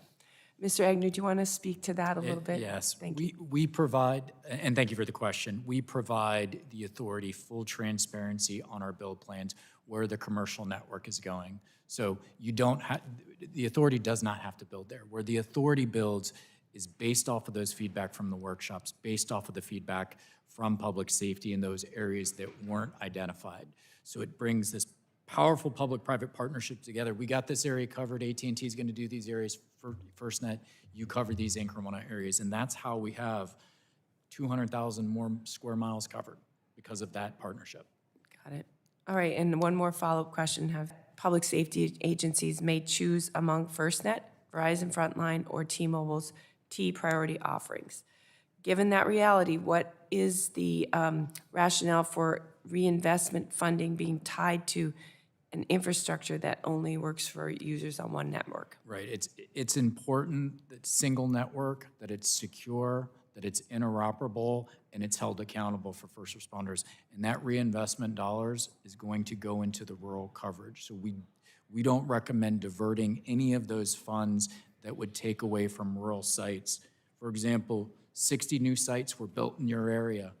You've got more coming based off of the response. We don't want to see that impacted. North Dakota needs the coverage. Very good. Thank you, Mr. Chairman. I yield back. Thank you. Chair recognizes Mr. Landsman for 5 minutes for your questions. Thank you, Mr. Chairman, Ranking Member, all of you for being here, everything that you have done. I want to start with you, Mr. Agnew. The work that you all have done to expand coverage, particularly as it relates to these dead zones, the investments that you have made, that won't result in any additional cost to first responders, correct? That's correct. Okay, thank you. This is a question for all of you. Part of, obviously, what happens here is that when there is an emergency, civilians get kicked off of band 14. There is a 20 megahertz threshold on band 14 for you all and first responders. Is that enough? Is there any concern that as we go to reauthorize, that number needs to be reevaluated? I'll start with you, Sheriff. I think the main thing is that we contemplate what is the actual spectrum use as we increase, again, through this Internet of Things. Data was not something, video data, for instance, was not something that we considered a number of years ago. We haven't tapped that spectrum out, but the reality is whatever is necessary to maintain the mission critical, that's what it needs to be. I just don't know that I have a projection on what that's going to look like 5 to 10 years. I just think as you guys, as we work through the reauthorization to make sure that the language is such that it allows you to do that testing, because as I understand it, the language is, would limit you to 20 megahertz, and you're right, things have changed in 20 years, and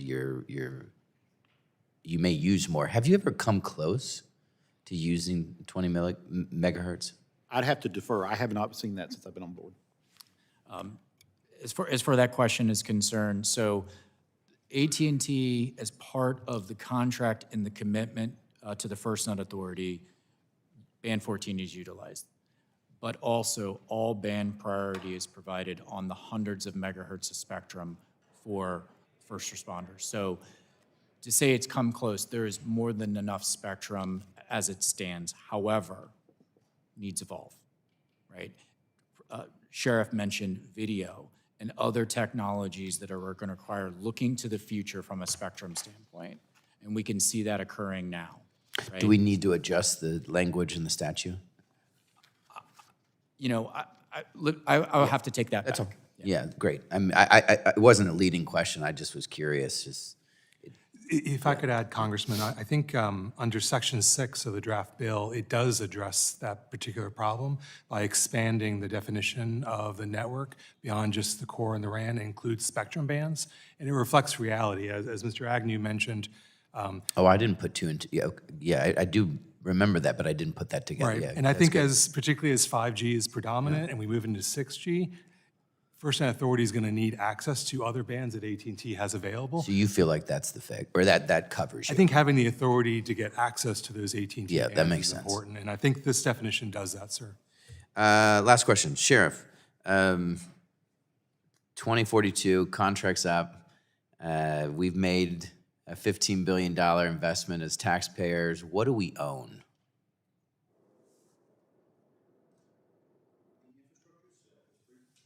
So if it's previously stated, belongs with AT&T. Yeah. What we own is essentially a currency of trust, which says we have built a network that is what law enforcement officers trust, or public safety, first responders trust. We don't own an infrastructure past that. We own a concept. We own again, a situation where this has become the name, if you will. I actually am afraid of a day that we look at not having one provider, because I think there is a risk. I'm going to be honest with you. From my standpoint, I know that our job is to hold AT&T responsible, right? What I never want to happen, what I never want to happen is a law enforcement officer say, no, multiple companies go, no, it's their fault that this didn't work. They didn't meet this standard. Yeah, no, I agree with that piece. I think on behalf of taxpayers, owning more than just the concept and trust is something that should be discussed. And I suspect AT&T would be, eager to have that conversation just because, well, I ran out of time. Sorry, I didn't mean to put you on the spot, but I think it is important as we work to reauthorize. Thank you, and I yield back. Thanks. I'll allow Mr. Agnew to respond if you want to. No, we can get back. Okay, thank you.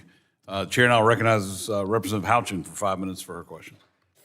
Thank you, Chairman Hudson, Ranking Member Matsui, and the witnesses for your testimony. FirstNet exists because on September 11th, first responders ran toward danger with communications that were fragmented, incompatible, and overwhelmed. Congress created FirstNet to make sure that never happens again. And since then, FirstNet has come a long way.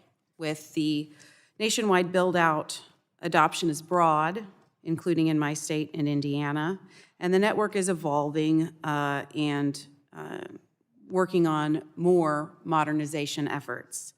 But today's hearing isn't about just patting ourselves on the back for the good work that we've done to get this far. It is about ensuring that public safety communications are not just proven on their best days, but their worst days.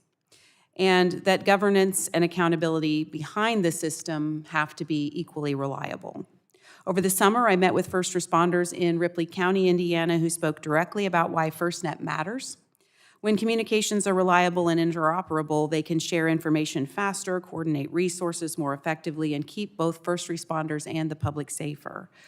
The Ripley County Sheriff's Department has since sent a letter of support, supporting FirstNet reauthorizations and emphasizing that FirstNet has been a vital and reliable partner that improves officer safety and operational effectiveness during emergencies. Mr. Chairman, I'd like to request unanimous consent to submit that letter for the record. Without objection, so ruled. I want to applaud Representatives Dunn and McClellan for this reauthorization effort as we work to strengthen the governance, increase public safety, and maybe hope to future-proof our emergency communications technology. There have been, I think, some concerns over the future of FirstNet that I just wanted to particularly ask Mr. Agnew. As we are working toward this interoperability, FirstNet has done a great job of this rollout, making sure it's deployed and it is also widely accepted.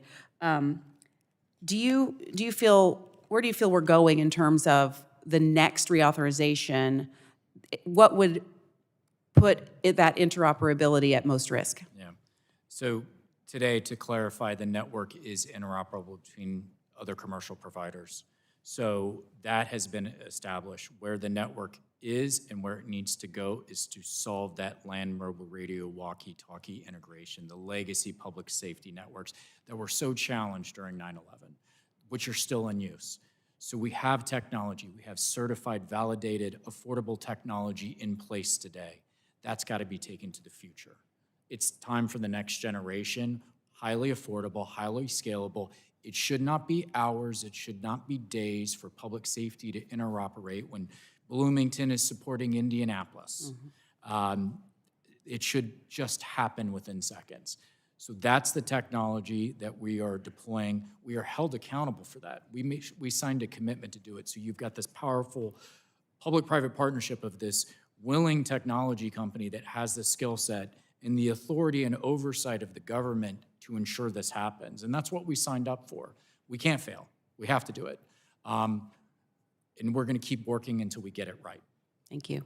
Sheriff Atkinson, the same kind of question to you. What do you see are the challenges that we should be paying attention to in terms of interoperability, making sure that everybody can communicate with one another moving forward in the next generation of FirstNet? I think the rate at which things are changing, the advancements in the expectations of the public is in regard to things like video, in regards to all the different devices that are required. We need to make sure that we set standards of what is acceptable and what is the performance measures that we're trying to get. You know, we're talking about G. A G is about every 10 years, I think, before they replace them. So we're talking 5, but really we're starting to think 6, right? And what I don't want to do is for public safety to fall to the lowest common denominator. And so I want us to be constantly striving toward what is the best level of service that we can get provided. Thank you. As I conclude here, I just want to note that FirstNet has made real progress. The trust in the network does depend on how things perform under stress, how it's governed when problems arise. So with the sunset approaching, I look forward to continuing to work together for ensuring that this network is resilient and ready for the next generation. Thank you. Thank you. The chair now recognizes Mr. Joyce for 5 minutes for your questions. Thank you, Chairman Hudson and Ranking Member Matsui, for allowing me to join this important hearing. From the Gettysburg battlefields in Adams County to close to the Flight 93 Memorial in Somerset County, I am honored to represent a district that includes expansive rural territories. Unfortunately, geographic barriers create challenges for law enforcement and first responders. We saw that during 9/11. FirstNet's important work to improve public safety across the entire United States gives law enforcement and first responders a necessary tool to operate seamlessly during these times of crisis. And it is essential that the FirstNet network is built out in a way that prioritizes rural areas that are underserved and so often overlooked. More than 2,100 agencies in Pennsylvania, representing thousands of FirstNet connections. This is the district that I represent. And a new cell tower was unveiled by FirstNet and AT&T in Huntington County in 2022. I was proud to be there for that event. This marked an important development in expanding access to rural broadband infrastructure. However, over the years, it has become difficult and increasingly clear that FirstNet's ability to share the tracking of FirstNet's build-out and the progress has been not very transparent to many of those of us who are concerned about that. And as we know, the contract between AT&T and the federal government that determines the milestones for rural build-out is a private one.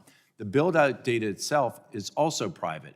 Congress must exercise oversight of FirstNet to ensure that complete and timely build-out is taking place, especially in rural areas that need coverage desperately. Mr. Agnew, can you describe the rural build-out milestones that FirstNet adheres to? Right, we were required to build out 15% increase in rural build-out. We partnered with dozens of rural providers and built over 2,000 sites. We continue to partner with those rural providers to continue to expand. Just to kind of take you through a journey, when the network was launched in 2017, the network coverage was 2.5 million square miles. As in my testimony, I said it is nearly 3 million square miles. That is 500,000 square miles, two sizes of the Texas. Majority of that deployment has been in the rural areas.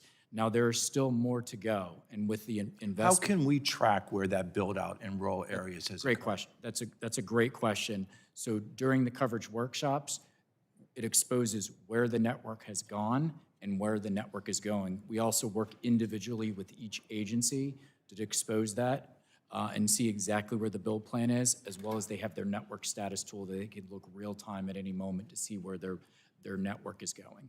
Mr. Dame, earlier in this hearing, it was stated that NTIA has made the FirstNet contract available to this subcommittee. The contract has unfortunately been difficult to retrieve. Can you commit to sending the FirstNet contract to this subcommittee by the end of next week, Friday, February 13th? Yes. Thank you. It is essential that Congress reauthorizes FirstNet's authority prior to its expiration. The future of public safety depends on it. The rural communities that I represent depend on it. As we evaluate how to move forward, we must do so with transparency.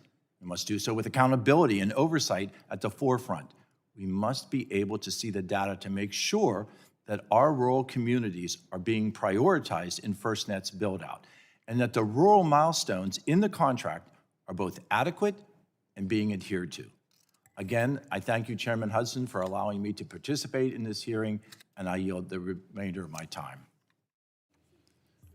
Thank you. And the chair now recognizes Mr. Kane for 5 minutes for your questions. Thank you, Mr. Chairman. And thank you to our witnesses for being here today. And thanks as well to those who are here in uniform for your extraordinary public service.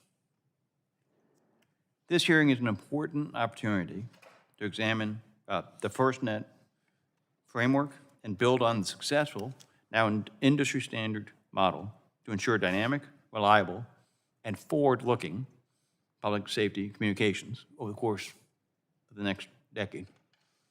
And I agree with many of the statements that have already been made about the importance of clarity, precision, and robust oversight in FirstNet.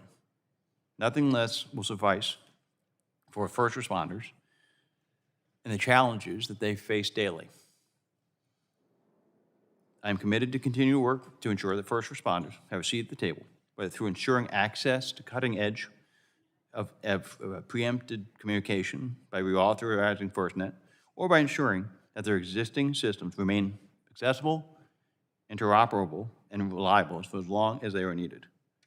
Reauthorizing FirstNet is an important step in continuing to fully implement lessons learned from the past to the tragedies of 9/11 that impacted so many families in New Jersey, impacted so many families across this country, will never, ever happen again. Sheriff Atkinson, what do you think is the right metric for determining whether FirstNet is fulfilling its statutory mandate? And if needed, how can Congress improve accountability to fulfilling this mandate in a reauthorization? I think my take on this is there needs to be these indices that show a continued level to build out and coverage enhancement each year. I think they should be provided in a manner that is readily available to Congress, in a manner that you can see what has been built, where they're at, and I think it should be provided by the authority on that basis. Those are things that we have. Those are things that we can do.